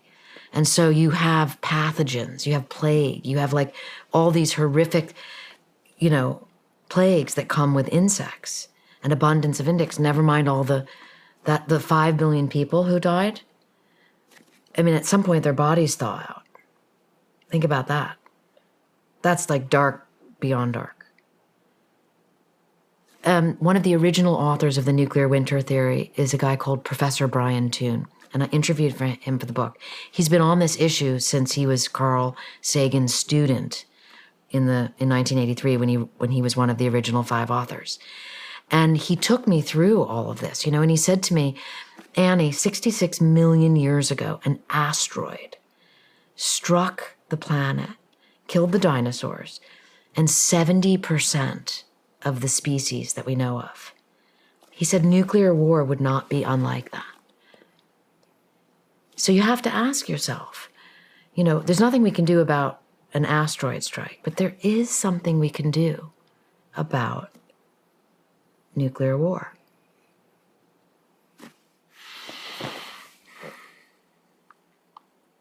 This isn't a nation-ending event. It's a civilization-ending event. Civilization meaning civilized man. Civilized over. man.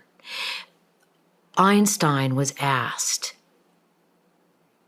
if he had, about what weapons he thought World War III would be fought with.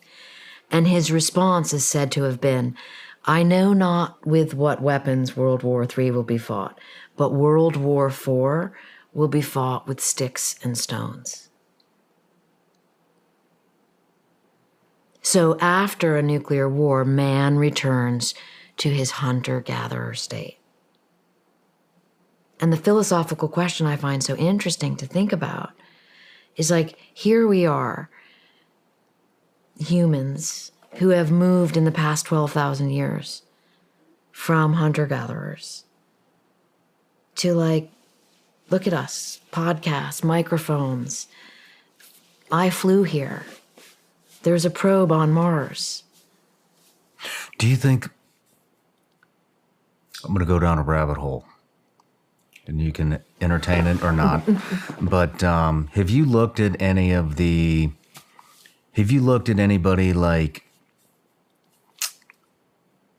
I don't want to mention any names. Have you looked at anybody or looked into kind of the cataclysm type stuff and how civilization just restarts over and over and over again?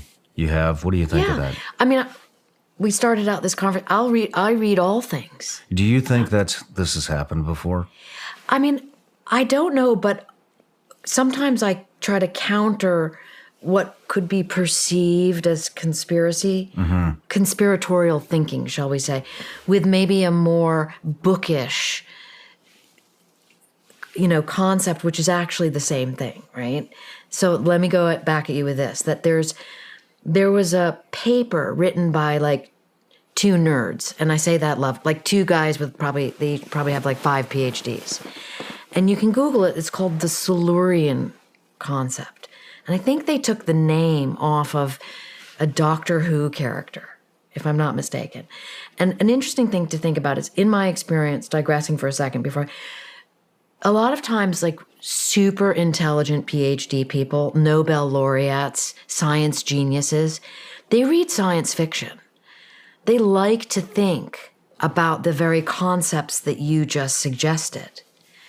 And when you think about it, that's where a lot of DARPA concepts come from. You could say Jules Verne, thought about the submarine before, right? Mm-hmm. So the Silurian concept were these 2 PhD people imagining if what you propose is true, that there had been advanced civilizations before, how would we, present day man, see it in the geological record, which is actually a really brilliant thought.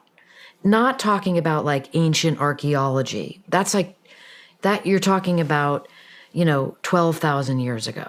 They're talking about 1 million years ago, 2 million years ago, or beyond. And the only way to know about that would be to look in the geological record. And I think that is really interesting to think about 2 things. One, that that's where it would be. And 2, that all kinds of people wonder that. And why wouldn't you wonder that? It's a little bit like wondering, are we alone? I sometimes think of geology and People look up to the cosmos and get really inspired. I look at the ground. I can drive and through the Sierra Nevadas and look at the mountains and have that same thought, like, whoa, what was here before? Like a long time before. Reason I'm asking is, I think it's Turkey. There's all these underground, they're like underground cities, and I believe it's Turkey. They have, I wish I had more facts on this. I didn't think we were going to go here, but it seems like hundreds of thousands of people could live in these underground cities. They never end. They never find the end of them. And nobody knows why they were built. And then you're saying the only way you could survive is underground. Yes, I know that site.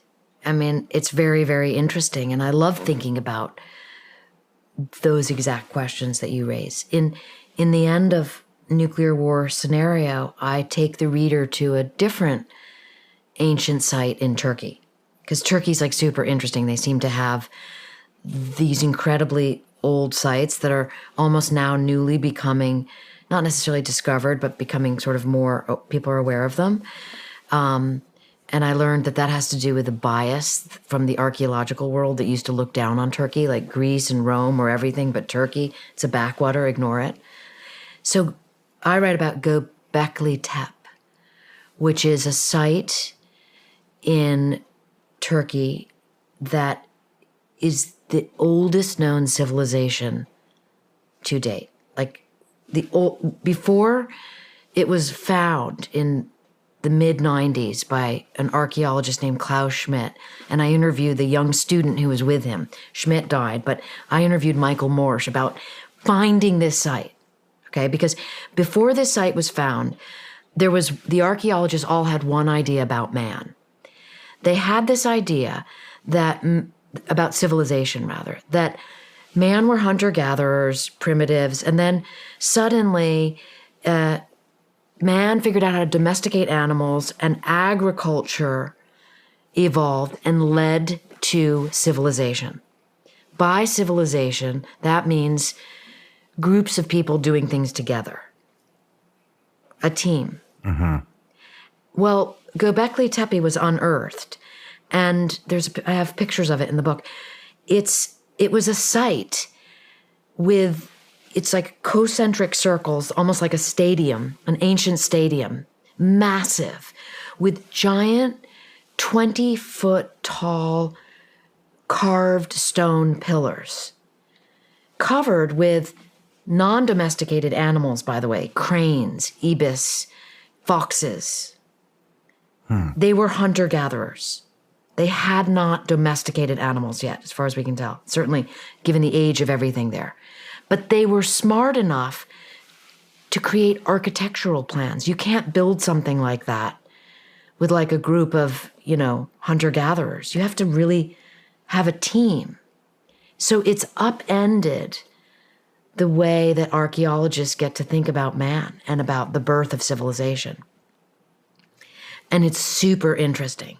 And what interests me in terms of this book is exactly on the question that you're interested in, and so am I, which is like, well, it's like a twofold question. One, what was going on before?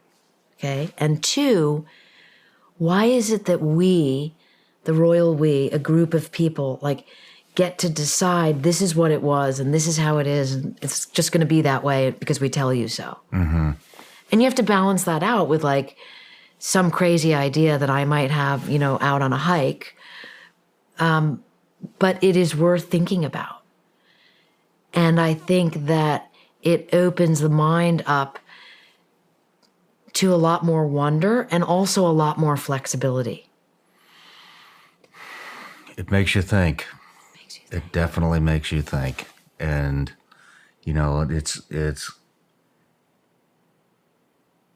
we're kind of off on a tangent now, but how were we not aware of this stuff before? The existence of these incredible sites in Turkey? Yeah. I mean, or any of them. During COVID, I went down an archaeological rabbit hole because, right? And like, I bought a bunch of books on eBay because here's the thing. If you read the original books, or rather you go back in time and you read books that were printed then, you can get a really interesting different sense on what historians say about it. And so I read all these books. Archaeology only really began in sort of the late 1800s. And I have these books, like what people were actually saying at the time about the sites they were uncovering, the goods which they stole, which are now, in the Louvre and the British Museum and everywhere. And that's where I got that.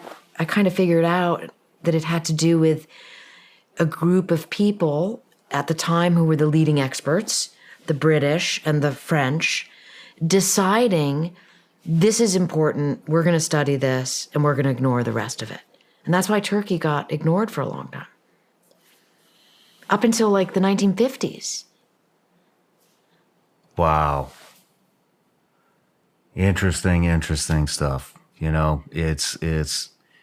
never really, I've watched a couple documentaries on it, and the commonality between all of them is what were these people hiding from? Why were they going underground? I mean, thousands, and it could hold thousands and thousands of people. And if I remember correctly, I mean, there's I don't know if plumbing's the right word, but I mean, they have plumbing, they had everything. Yeah. It was capable of holding, and it never occurred to me to think that it could be possibly, some type of nuclear fallout shelter. And almost certainly it had to do with warfare. That you would create, I think it's called Darien Kirk. Is that right? Darien, man, Darien I don't know. Almost certainly it has to do with defense. But to create that much of a system underground begs many, many, many questions. And I think that that's also like why that idea of science fiction is so interesting. Here's a quote from DARPA that the DARPA director said when I was reporting that book, which is, here at DARPA, we're where science fiction becomes science fact. Right? So you're making me think that site is like a perfect place for like a science fiction novel. Or ... Because then when you begin to look at it and archaeologists are studying it, you realize there is scientific fact here. And how do you reverse engineer the truth about that, what it is?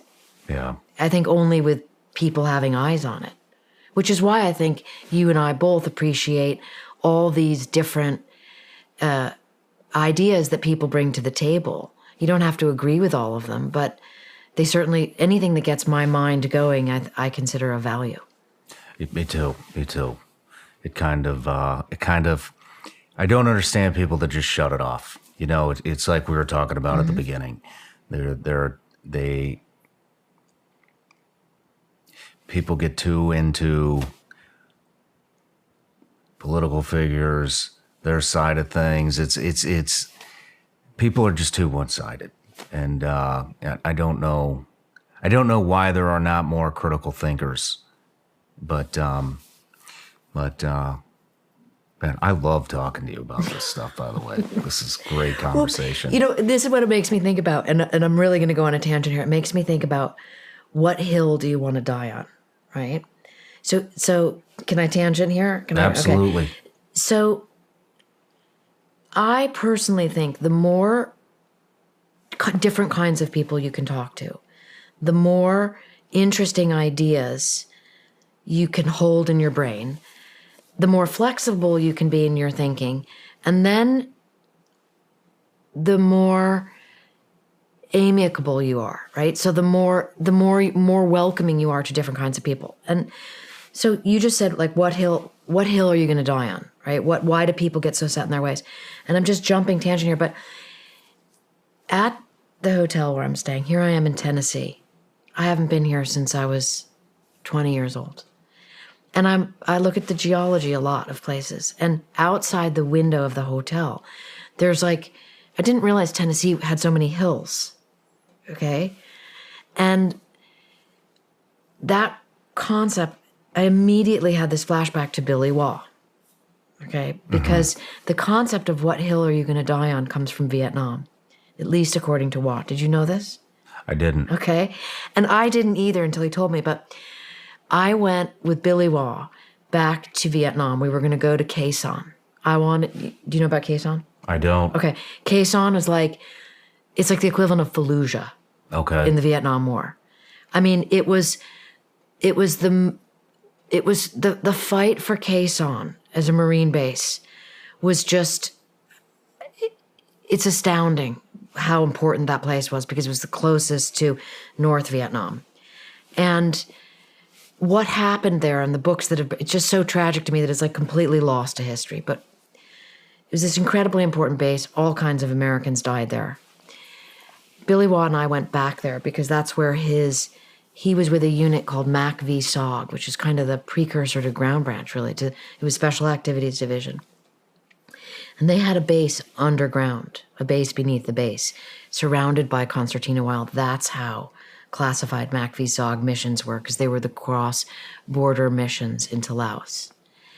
And we go back to Khe Sanh, and we were in a little hotel, just like not that far from the hotel I'm staying in. And there I am standing with Billy Waugh looking out the window at these hills, not unlike the hills in Tennessee. And that's when he explained to me, you know where the expression, what hill are you going to die on, comes from. Okay. Wow. And I'm like, no, tell me. And that hill, and now if you look up anything about Vietnam, and for your older listeners, they're sitting there going, I mean, the expression, let's take that hill. And it's so powerful and so important and so tragic at the same time, because that is what was being done. All these American boys, these young soldiers, Billy was an old soldier. I mean, by then Billy was different. He was the guy who raised his hand and said, send me, But so many of these young kids that were sent to war died taking the hill. It was like the Defense Department was like, we need that hill. And in Khe Sanh, you could see them out the window. You could just see the hills. And it makes, and then when I was studying the War on Terror and writing about it, and I think about that with like the people I've interviewed who so many of their friends died, essentially taking a hill, not a hill, but figuratively. Mm-hmm. And then here we are talking about the same idea, which is like, what hill are you going to die on? Why is it so important to be right about an idea which you only know some of? Yeah. Yeah, that's a great point. Let's take another break. When we come back, I'd like to talk a little bit about global strategy with nuclear warfare. Sound good? Yeah, anything you want. Those of you that have been around SRS for a while know that we take mental health very seriously here. So seriously that in almost every episode, you'll find a segment where we discuss how to improve your mental health. And part of improving your mental health is keeping your mind sharp. And part of keeping your mind sharp is giving it the fuel that it needs to balance energy, focus, cognition, and just regenerating your brain. That triggered me to go on a journey to find the supplement that supports brain health with the cleanest of ingredients on the planet. And I found it. I was actually going to start my own company and do this, but I found Laird Superfoods. I've partnered with them. Now I'm a partial owner, and I really believe in these products. Here's my favorite product. Performance Mushrooms by Laird Superfoods. Brain Fuel. put this in your coffee. You can put it in your tea. You can drink it raw. You can mix it with their greens. You can do all kinds of stuff. Bottom line is, this is the best possible supplement with the cleanest ingredients, all sourced in the United States, that supports brain health. And here's 2 other products that I'm a fan of. Laird Superfoods Creamer. Guess what? Contains functional mushroom extracts. Put this in your tea or coffee. And most of you know I'm not a caffeine or coffee drinker, but a lot of you are, and they just happen to have Laird Superfoods coffee, organic Peruvian coffee with, you guessed it, functional mushrooms that support and regenerate your brain. Go to lairdsuperfoods.com. Use the promo code SRS. You'll get 20% off.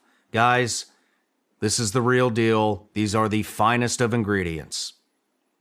Check it out. lairdsuperfoods.com, promo code SRS, 20% off. Join me and my special guest for the next behind-the-scenes experience, exclusively available on Vigilance Elite Patreon. The behind-the-scenes footage is raw and uncut. This is as close to the set as you can possibly get. You can expect anything from off-topic conversations, studio tours, the final moments before the interview starts, and everything in between. The behind-the-scenes content is constantly evolving and will continue to bring you more as we grow. You can gain access for just $15 a month exclusively at Vigilance Elite Patreon. All right, Annie, we're back from the break. We're going to get into some world strategy when it comes to nuclear warfare. So we've kind of talked about if North Korea sends nuclear warheads to the U.S., U.S. returns, they have to fly over Russia, Russia fires on us pretty much automatically, it sounds like. What about the other, 6 nations that have this type of capability? What are they going to do? So the scenario I write takes place in 72 minutes. When the EMP nuclear weapon goes off earlier than that was there all along, launched into space by North Korea disguised as a radio satellite, it takes out the entire grid. That's what an EMP exploded 300 miles over the center of the country would do. It's just a massive failure. It's a colossal failure of everything electric. And so in essence, the ability to understand what anyone is doing outside what you can physically see disappears. So for that reason, that's where the scenario ends, other than nuclear winter. Meaning, what did China do? What did India and Pakistan do? I don't know. But it was done specifically for that idea that continues to interest me is, how did man become civilized? Mm-hmm. How did we figure out how to write? We only know so much about history back to where people started writing it down. It's just guesswork before then, archaeological interpretation. So man, 5,000 BC figures out how to write. That wasn't that long. So we've had a 7,000-year run of history. And once all electronics cease, in the world in which we live today, just the information goes. Everything on your computer is gone. Mm-hmm. Who writes longhand anymore besides me and a couple of others? Not very many people. Not very many people. So it's the end of civilization. It's the end of history, meaning the ability to report what happened. That's for that same reason I don't get into the geopolitics in my book, in the scenario of why it happens. Many books have been written about that. The geopolitical maneuvering, China, the long game, the great powers, all of that. That's been written by many people, and it's very interesting to think about. But it's not part of this book. This book is, here's what happens once the missile launches. Okay. Did any of your sources start to tangent into that by chance? Interestingly not. Really? Interestingly not. No, I mean, we just kept the focus. You only have so much time with the source, and you might want to just pull them back in. There were reasons to think about that in terms of my other books, for sure.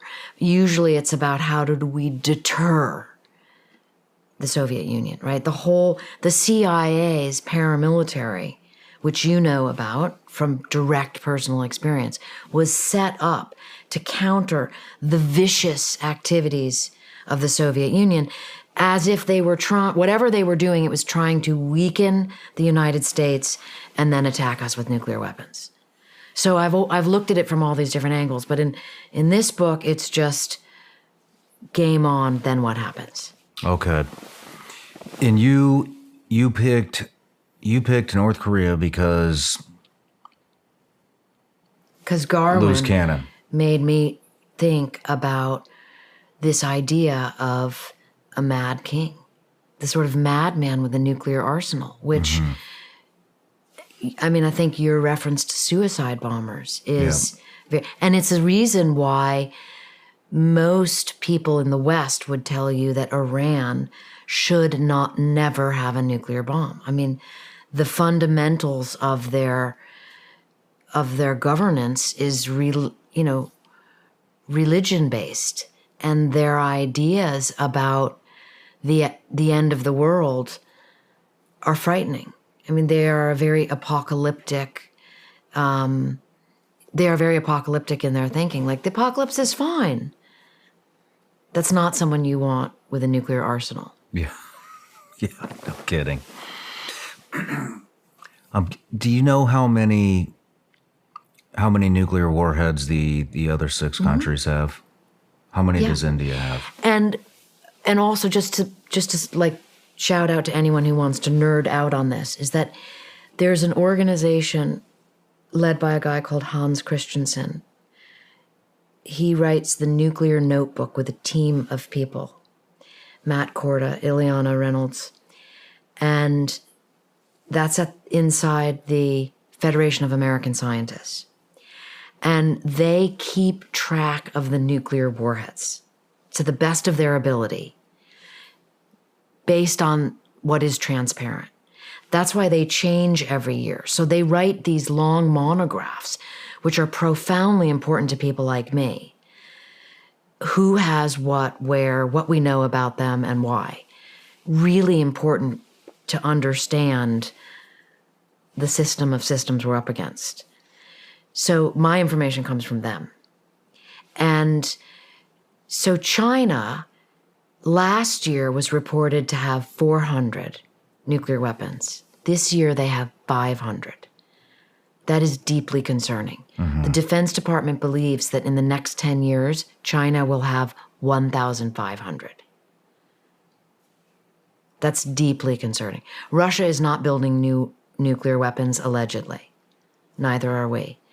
India and Pakistan are understood to have about 165, I think it is, each. Okay. But when you really drill down on it, you realize that we don't really know. The transparency from them is limited, and how much intelligence the agency has on it is anyone's guess.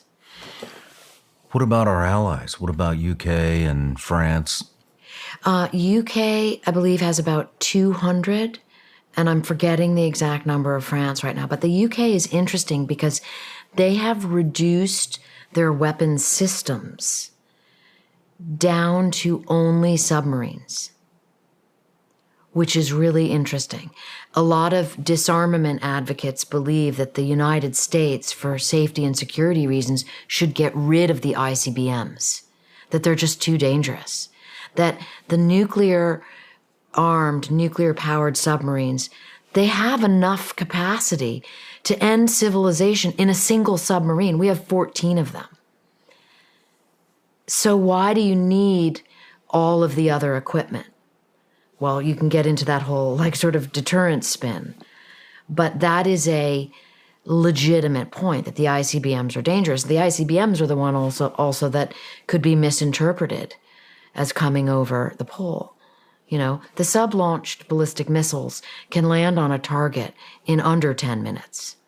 There's a document that I located in a budget request from the Pentagon asking for more money from Congress. And one of the reasons they ask for more money has to do with the threats from the submarines that are owned by China and Russia. And I had never seen this map before, and I reprinted in the book so that people do not take my word for it. They're like, can say, holy wow. You can't tell where a submarine is moving in real time. They're stealthy. As Admiral Connor told me, he was the former commander of the nuclear subforces for the United States. He said to me, Annie, it's easier to find a grapefruit-sized object in space than it is to find a nuclear submarine under the sea. Are you serious? That's how stealthy. That's from the man who ran the program. Okay? So these are not called handmaidens of the apocalypse for nothing. They can really do everything that you would never want to have happen. So why do we need the ICBMs? Why do we need the bombers? The bombers aren't even going to get to the targets in time. I learned from the bomber pilots. They have a multi-hour trip. The whole scenario ends in 72 minutes. That, you could say, has to do with posturing, has to do with the perception of deterrence, and has to do with the military-industrial complex. Which is, I'm not talking about fighter jets for conventional warfare. I'm just talking about the B-52s and the B-2s that carry our 66 nuclear-capable bombers. And they're very threatening. You know, whenever we want North Korea to know we mean business, we do like drills over the Korean peninsula. I mean, is that agitating or is it? I don't know. I think it lets them know we're watching and we've got our eye on them. Could be taken as a threat, and it probably is, but I mean. The leader of North Korea recently said, America has a sinister intention to provoke nuclear war. When I hear or read that, and then I think about the UN Secretary General saying, we're one misunderstanding, one miscalculation away from nuclear Armageddon, it's the word miscalculation that troubles me. Mm-hmm. That's what the scenario is built upon. Because the miscalculation can't be undone in the same way that the ballistic missile can't be recalled. Once it sparks, it's fire and dry grass. Yeah. Man, it's, I would love to dive into it. I don't know how it would go, but I would love to, I mean, especially with BRICS. Are you familiar with BRICS? Brazil, Russia, India, China, South Africa. It's it's basically, it's like the counterpart to NATO. Mm-hmm. And India, Russia, China, they're all in there, you know, and I feel like a nuclear attack would be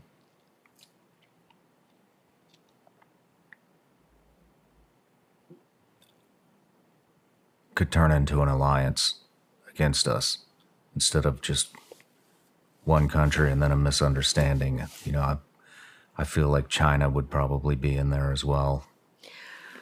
And Pakistan. One of the more sort of keeps you up at night things to consider is that, and again, this is just from interviews I did where we did kind of discuss the geopolitical ideas about things, is that Russia has thought about nuclear weapons for a long time. Their command and control has been in place since 1949 when they got the bomb.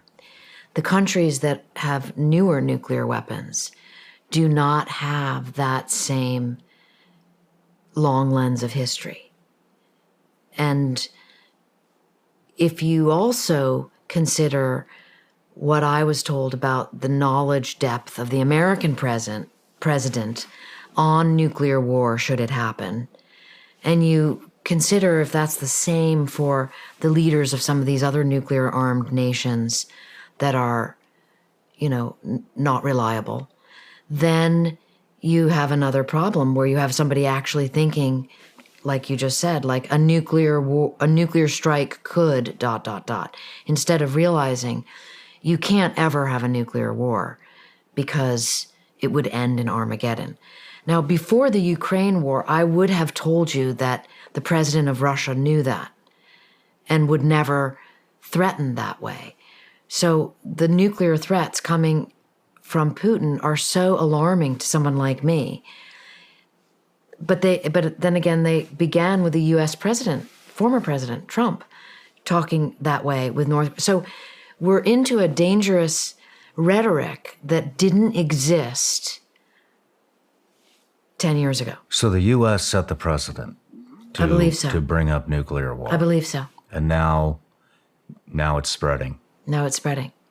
And nuclear threats, nuclear saber rattling is so dangerous because it somehow minimizes, or rather it maximizes the possibility that,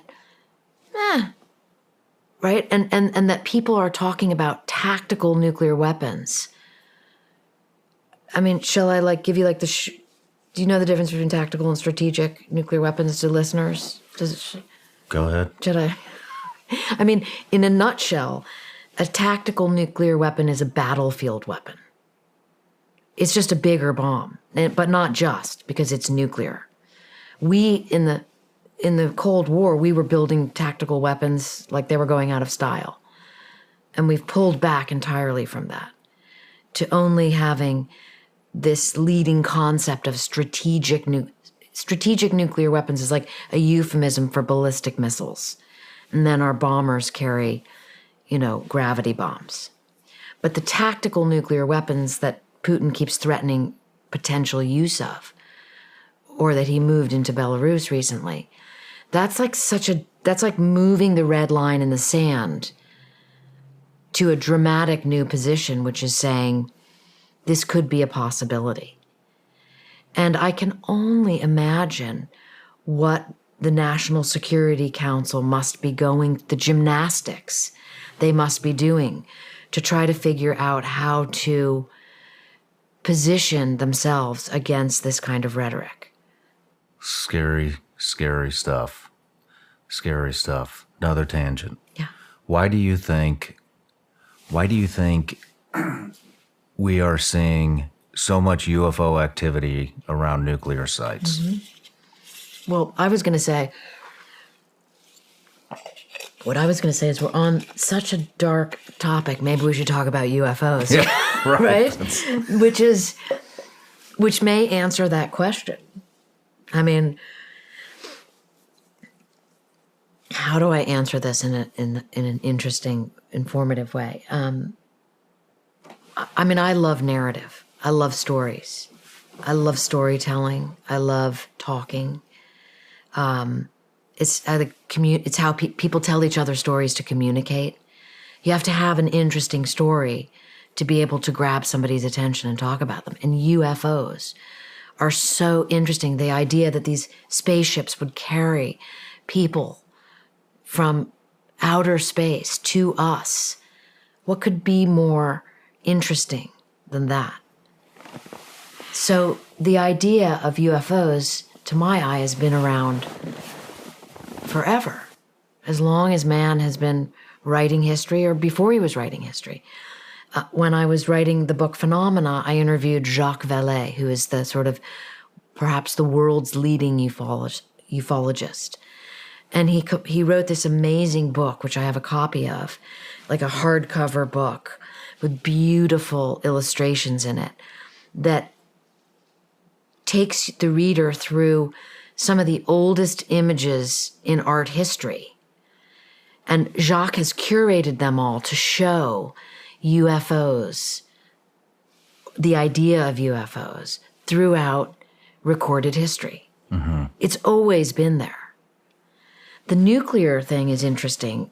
I do know that a theory has developed, a narrative around this idea that, aliens or people from outer space were somehow concerned that we invented this weapon that could end civilization, and they therefore came to aid or help or make themselves noticed. I mean, it's an interesting narrative. It is an interesting narrative. All different kinds of people have different things to add to that narrative, including Jacques Vallée, including Hal Puthoff, including a lot of these people who are leaders in the field. My lens of UFOs comes from very specifically from sources I have worked with who have a different take on that, who see that as part of a strategic deception campaign. Should I give you a little more detail? Yes, please. So the first book I wrote, Area 51, is about a CIA base in the middle of the Nevada desert, inside the Nevada test and training range where we set off nuclear weapons. Did you know this? I did. Okay. People know that now, and it's great. And then that base is inside an even bigger test and training range where pilots fly out of Nellis. But in the 50s, Area 51 was specifically set up by the CIA to develop the U-2 spy plane, which was this high-flying aircraft, 70,000 feet up it flew.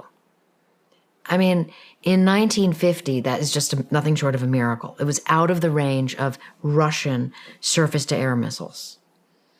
For Area 51, I got to interview the guys who built that airplane from scratch, literally. It did not come with a manual. They built it. I interviewed the pilots who flew it over the Soviet Union, flew it over, all kinds of places. And it was so secret that Eisenhower knew about it, the director of the CIA, and the guys at Area 51 working on it. That's it. It was because it needed to be secret, because if the Russians knew about it, they'd shoot it down, which they ended up doing with Gary Powers in 1960. So the CIA knew it was inevitable that it would get shot down, but they were just playing with fire until it did. But the point of all this is when that was flying, it was mistaken for a UFO. Think about something flying 70,000 feet up. People didn't know airplanes fly at 25,000 feet-ish.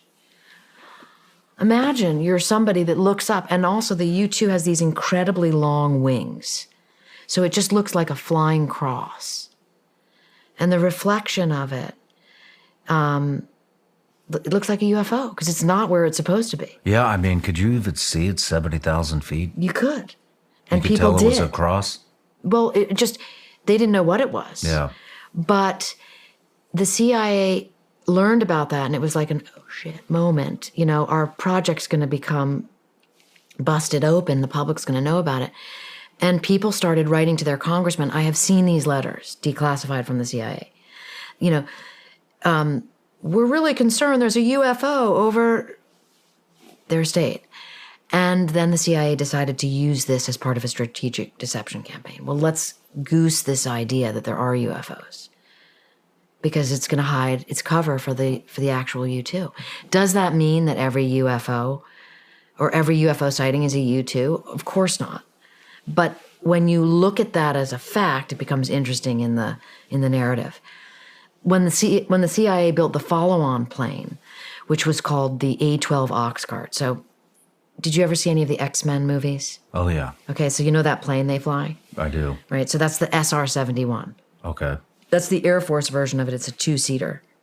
The CIA precursor plane, which was totally secret, not declassified till, 15 years ago, 20 years ago. It was a one-seater. It had a CIA pilot in it. They flew it out at Area 51. It went Mach 3 something in 1960. 2,300 miles an hour at 90,000 feet. Okay? In 1960, think of what a refrigerator looked like in 1960. Okay? So this was like technology that no one could even comprehend, and they had to keep it secret. And in my interviews with Colonel Slater, who was in charge of the whole program, he took me through the exact details of like people seeing the plane, even in an commercial airplane. The example he gave me was a group of people I think it was an American Airlines flight, saw the Oxcart as it was coming down from 90,000 feet to try to land at Area 51. And they saw it. And they all thought they saw UFOs. And Slater told me the story and showed me some documentation of the FBI meeting the plane in Los Angeles when it landed, saying, like, you did not see a UFO. You must sign this disclosure paper saying you will never share that you saw a UFO. So it built this mystique in, I mean, if the FBI shows up and said, you did not see that UFO. Who are they doing this to? The civilians on the American airline. They had them all signed. So the point of this is the CIA would use the sort of mythology of a UFO to help cover the programs that it's trying to hide. So was the FBI in on it? The FBI did not know. Good question. The FBI did not know about the A-12 Oxcart. The FBI was told, make all those people sign those non-disclosures and tell them they didn't see a UFO. So then you have all these FBI agents now who are prone to thinking, that was a UFO. Again, does it mean all UFO sightings are the A-12 Oxcart, which doesn't fly anymore? Of course not. Yeah. But if you have that information, I think you can think more on balance, for me. But yeah, and the deception that the government's capable of. And does. And also when you're talking about aircraft and airspace, it's very difficult for me to accept that our sacredly guarded airspace is regularly intruded by craft that somebody at the Defense Department doesn't know what it is. I just have trouble believing that, having written the books that I've written about high-performance aircraft. But I don't even bother getting into this argument it's not an argument, but this discussion with the people who really believe, that these are UAPs, the new term, which I'm fascinated by. Have you looked into Skinwalker Ranch at all by chance? I mean, I've interviewed all the guys who were at Skinwalker. Not all of them, but many of them. This is before, not the current situation, but this is when Bigelow owned it. And the original team that was there that claimed to have seen the portals and the werewolves and by the way, these are PhDs with DARPA contracts telling me all this.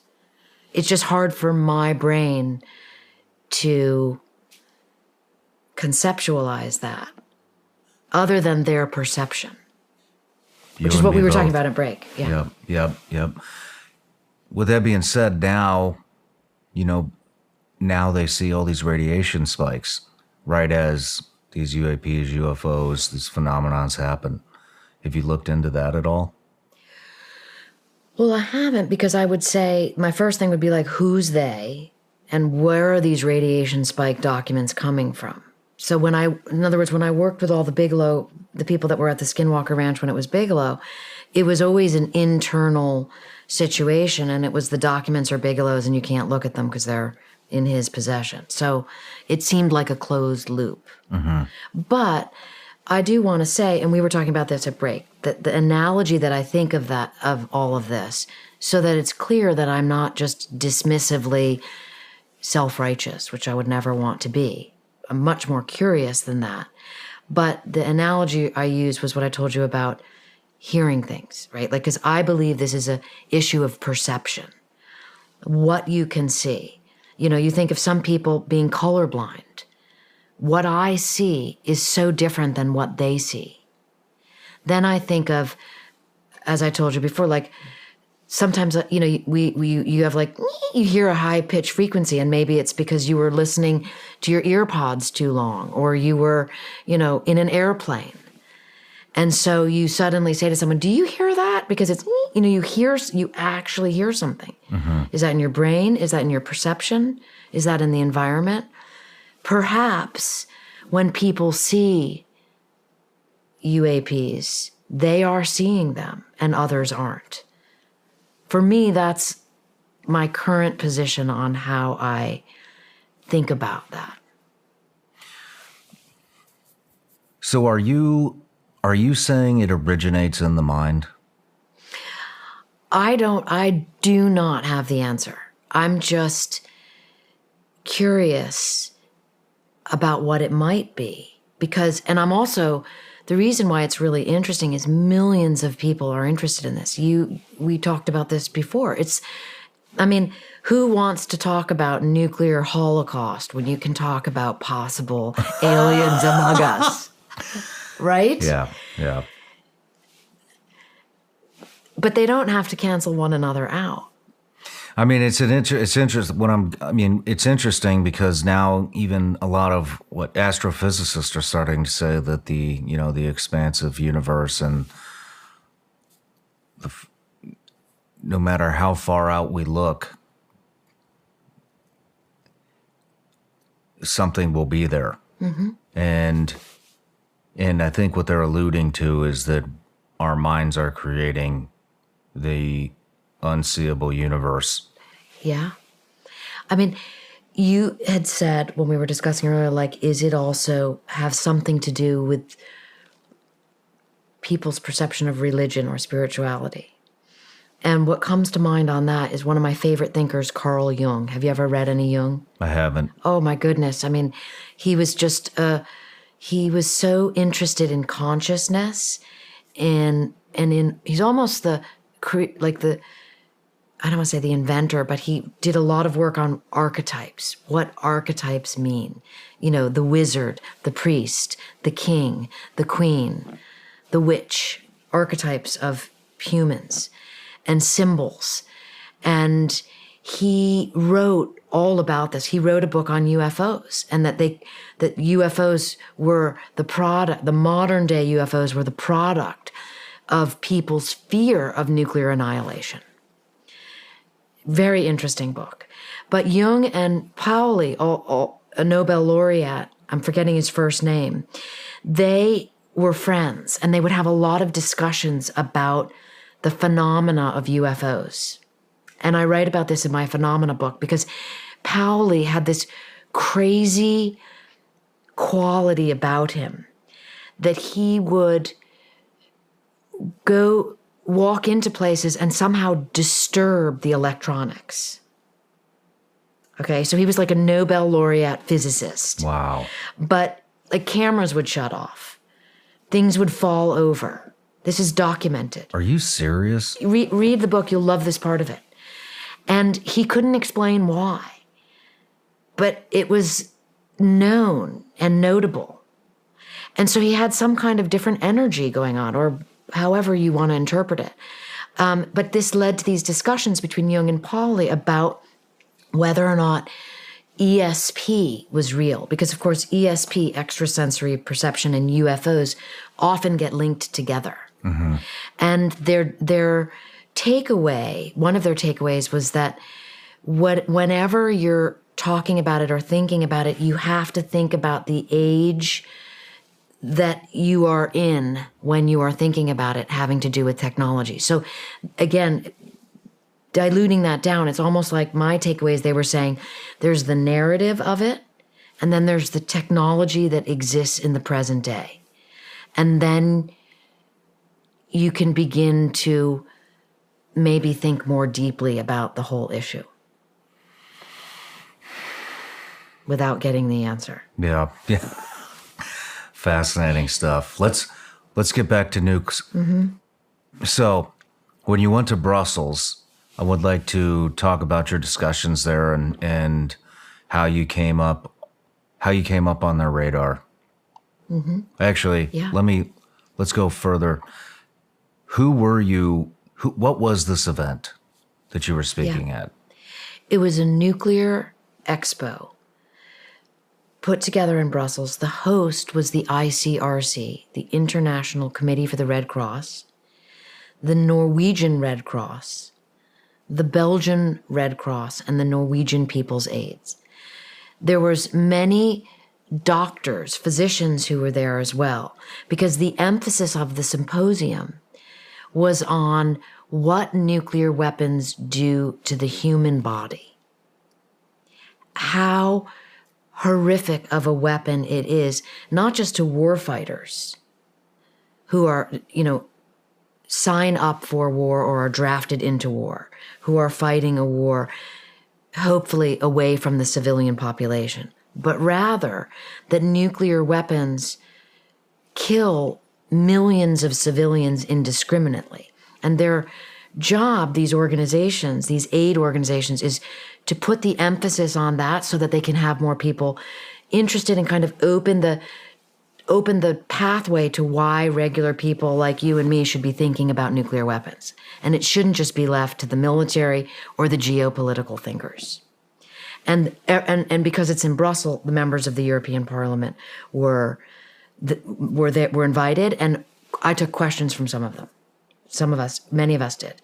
So these organizations have been hard at work for decades on this issue, and they don't want it to go away. What were some of the most relevant questions, in your opinion, that you were asked? I mean, it was a day-long, there were panels, there were, I was the keynote speaker. It was an incredible honor. The other main speaker was a 80-year-old woman who was a hibakusha. I'm not saying the word right, but that is a survivor if you're a survivor of the Nagasaki or the Hiroshima bombing. Wow. She was 80 years old, and she was 1 year and 10 months old when Nagasaki destroyed her city, and she survived. Wow. So that gives you some context of who I was with. But back up for a second, because you asked me how I wound up there, because this might be interesting. The book published in the end of March, and I was doing a book event at a bookstore in Washington, D.C. called Politics and Prose. And normally authors just sign books and you maybe give a little talk. But for this event, I had asked 2 colleagues to participate. One was John Wolfthal, who is a national security advisor to President Obama. And the other was Lieutenant General Charles Moore, who just retired as the Deputy Commander of Cyber Command. And before that, he was in the Pentagon running the J3, maybe it was the J2, so reporting directly to the Joint Chiefs. And before that, he was running nuclear war scenarios for NORAD. And so you could say that Obama's, national security advisor was on the side of kind of disarmament, and you could say that General Moore was on the side of military nuclear command and control, because that's the truth.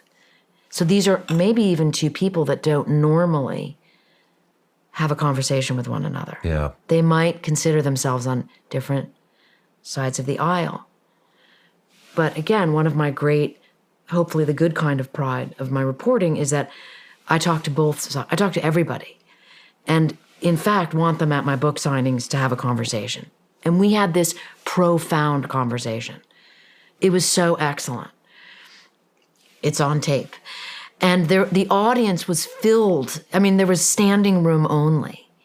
And there were 2 really interesting people in that audience. I mean, everybody was interesting. All the questions were interesting. But the director of Los Alamos Nuclear Laboratory the current director was in the audience. No kidding. And he came up to me afterwards and asked me if I would speak at the lab. And I said, of course. And he said, many people at the lab designing the, nuclear future don't know what's in my book. They're under 5-year employees at the lab. I mean, that's astonishing. Super grateful for his candor about that. And another person that was in the audience was with NTI, which is a disarmament group that is affiliated with the Nuke Expo. And I think between the 2 of them, that's how I wound up at the Nuke Expo. So you just show up and do your book signings, and you never know what can come of it. Wow. When are you going to speak at Los Alamos? It hasn't been arranged yet, but I'm really intrigued by that. And, here's another thing. I know you're not a big fan of Hollywood necessarily, right? I will convert you yet. I know you trained Keanu shooting for John Wick, so that's another story. Then we roll reversal and I ask you questions. But so films, Hollywood, the Oppenheimer movie, which you may or may not have seen, it was such a $1 billion success around the world.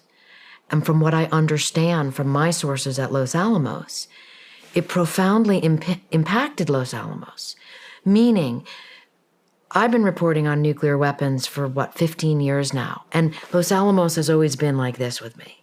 I've been there, I've been to their library, their archives, but they'd always been like this, as if the journalist is somehow the opponent, as if Joe or Jane Public is somehow the opponent. Mm-hmm. And Oppenheimer seems to have shifted that. Suddenly, Los Alamos, at least the historian there, Glenn McDuff, shared with me, has gotten softer. They were inundated with questions about the lab after the Oppenheimer film by regular people wanting to know things. And they responded with a kind of openness and transparency that if you're a journalist, you think is a great thing. And I think that effect may have also carried up to the top. And that's why the director was at my book signing, as opposed to. I'm excited for you. That's going to be really cool. We're kind of all on the same page when you really think about it. No one should be for nuclear war. Yeah. The question is, should no one be for nuclear weapons? What are some questions I should be asking you that I haven't asked yet? I mean, I think it's just so interesting that we get to have a conversation where we kind of go back and forth and down the rabbit holes, because I think that's where the more interesting thoughts happen, and also the takeaways, Sometimes you go away from a conversation a little bit changed about an idea or excited to explore a new idea, I also think it's interesting that we have probably a number of colleagues in common, but since those worlds are classified, I only know their code names and you only know their code names. Different code names.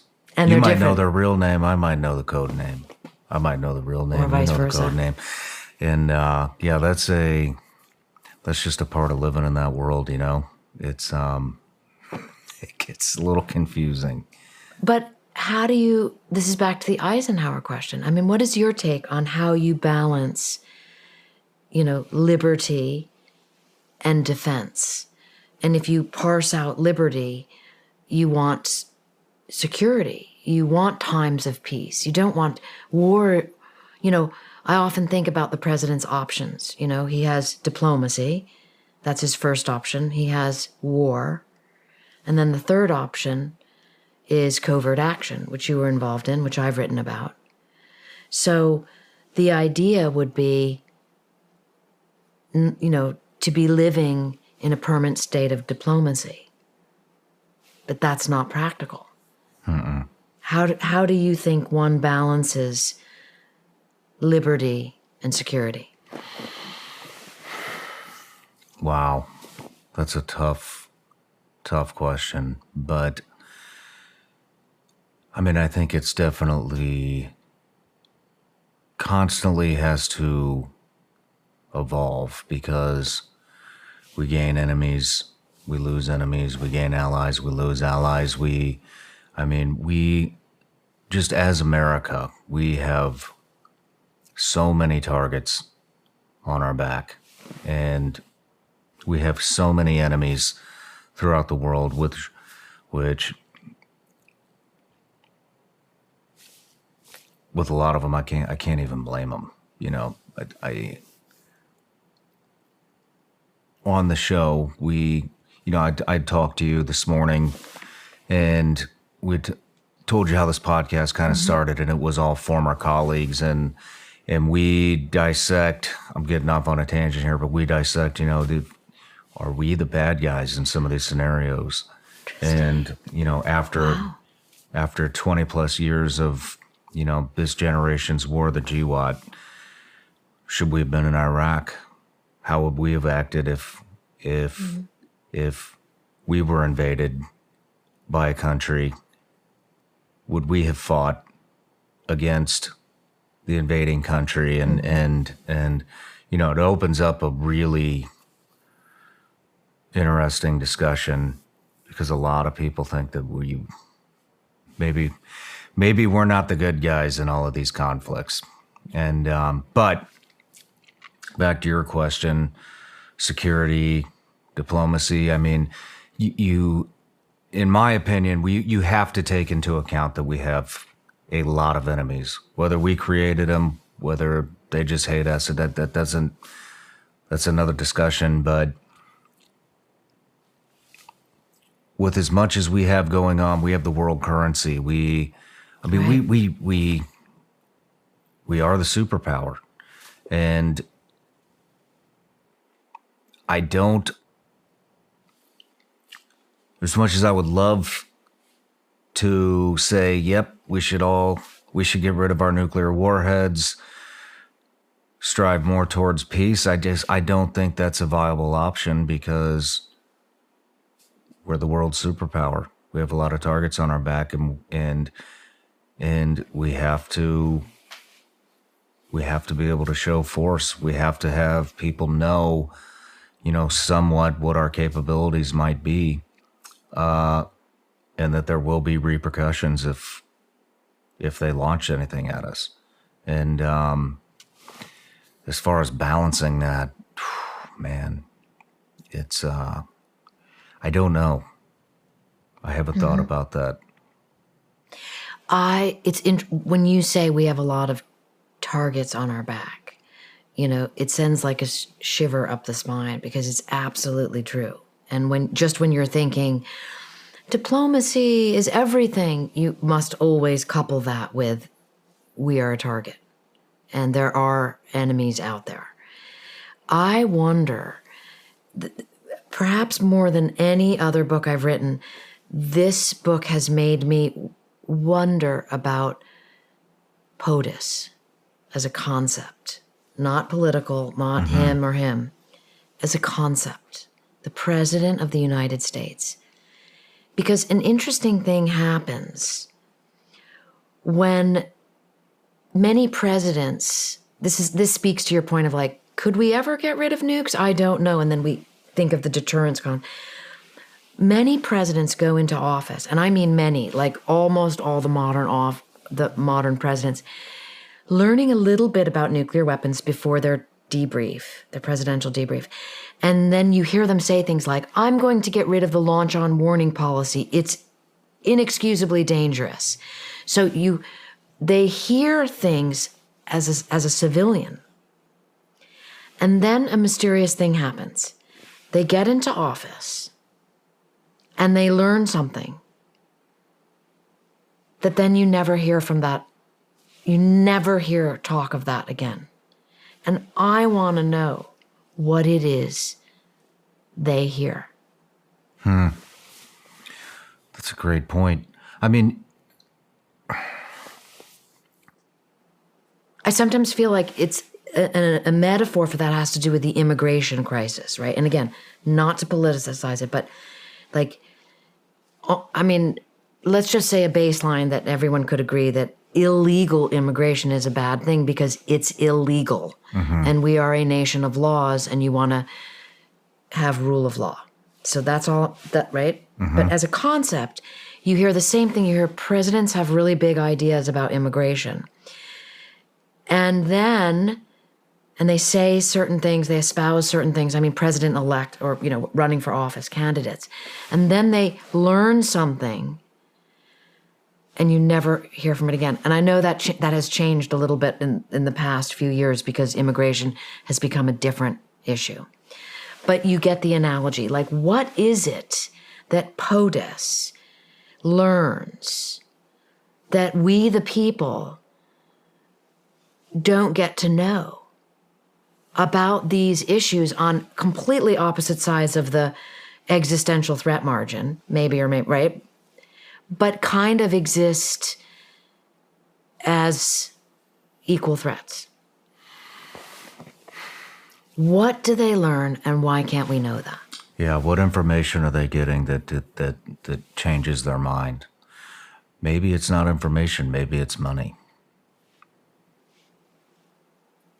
And I have that same thought, meaning whatever information they're getting is perhaps a moneyed piece of information, meaning a lot of money has gone into telling the president that, whatever that is. I mean, back to, sorry, I got the security versus diplomacy running through my mind. I mean, okay. I think I kind of talked about it a little bit at the beginning. And I think if you want to, because essentially we're talking about no nukes worldwide, right. Mm-hmm. Starting here. Mm-hmm. I think the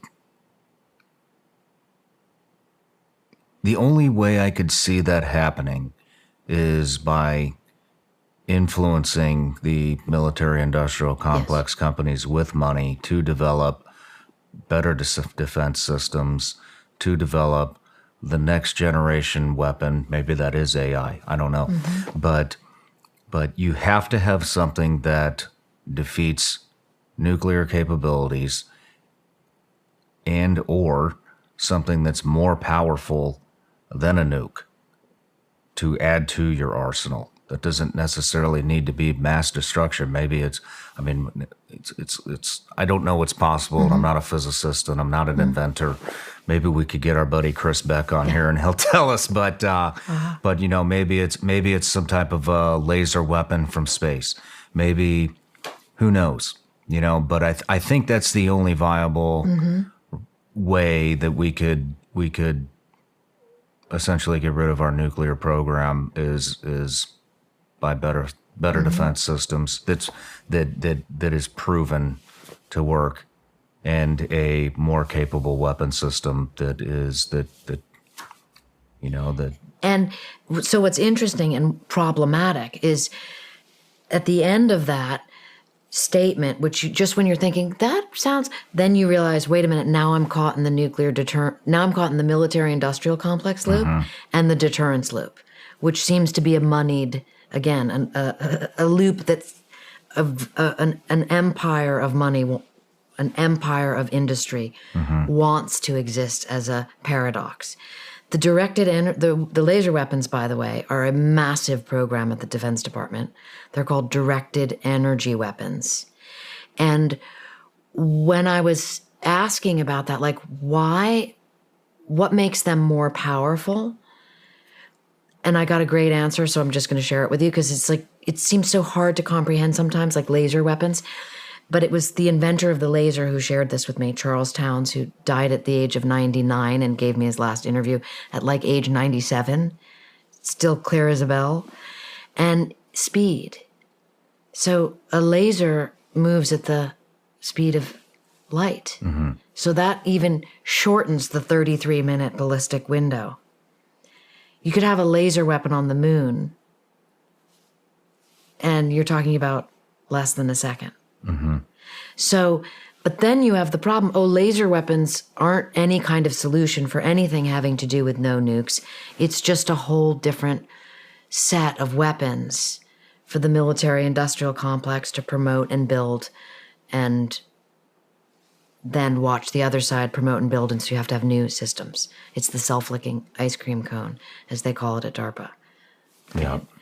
So the no nukes idea, I really do think exists. And I'll end with, I want to get this in because I was influenced by the Nuke Expo. I was influenced by meeting the physicians against nuclear weapons, by meeting people who survived an atomic bomb, and by hearing them talk about how this is possible to reduce nuclear weapons. And they use the word taboo. And I thought that was interesting, me who loves narrative. It just the simple, right? Biological weapons have become taboo. No one sits around and says, like, our arsenal of bubonic plague weapons is better than your arsenal.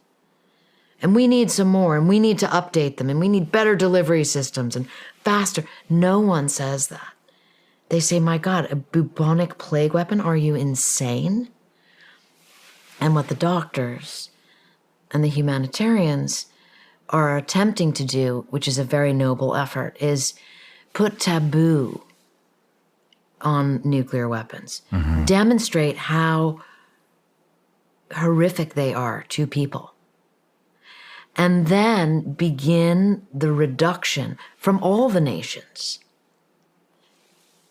And they can say, ideally, to zero. Perhaps the pragmatist would say, at some point, okay, maybe everybody keeps a few. Is the world going to end with a few nuclear weapons? Well, certainly not with the same assurity than with thousands of them. How do you do that? How do you label them taboo? How do you label them taboo? Yeah. How do you start that?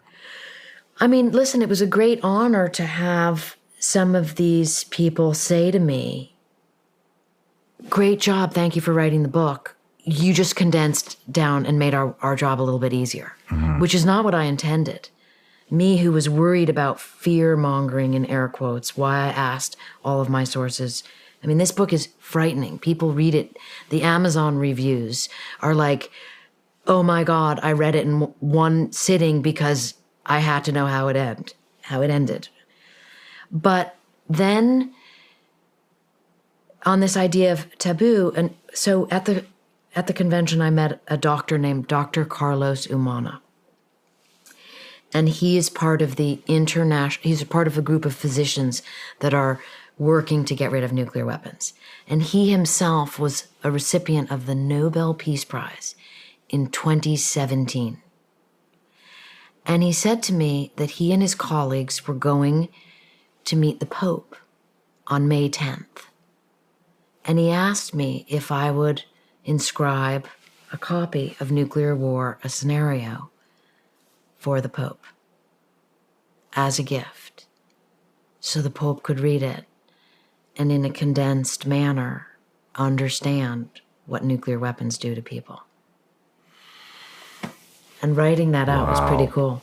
That's incredible. So you don't know what will happen on your journey in life if you just keep showing up. Yeah, no kidding. Well, wow. Has that happened? May 10th, they meet with him. But I did write the inscription, to His Holiness, Pope Francis. Oh, man, that is so cool. Congratulations. That's I had to Google that. Yeah. How do you, right? You can't know everything. I didn't know how to address the Pope. Yeah. Wow. That's really cool. That's something. Congratulations. That is very cool. Well, Annie, this has been a fascinating discussion, and we were going to dive into some more topics, but off camera, I had expressed how much I love talking to you and how much how I love this conversation, and I don't think it would do this interview justice to try to compile some of your other work into this episode, and so we'll keep it at nuclear war with a little bit of UFO stuff, and I can't wait to have you back. Thank you so much for having me. I'm looking forward to that. So it was an honor to have you here. It was an honor to be here. Thank you. What a show you have, and congratulations to you on the massive viewership, listenership, getting the word out, helping people to realize we're all so much more alike than different. Thank you. That means a lot. And so I can't wait to see you again. Your book, all your social, everything will be linked in the description. So everybody go buy Nuclear War, a Scenario. And Annie, I love this conversation. I love talking to you. And I can't wait to see you again. Thank you so much.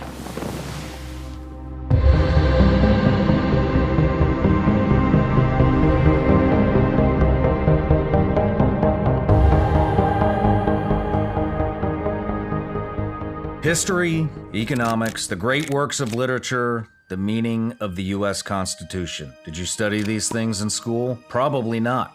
Or even if you did, maybe it's time for a refresher.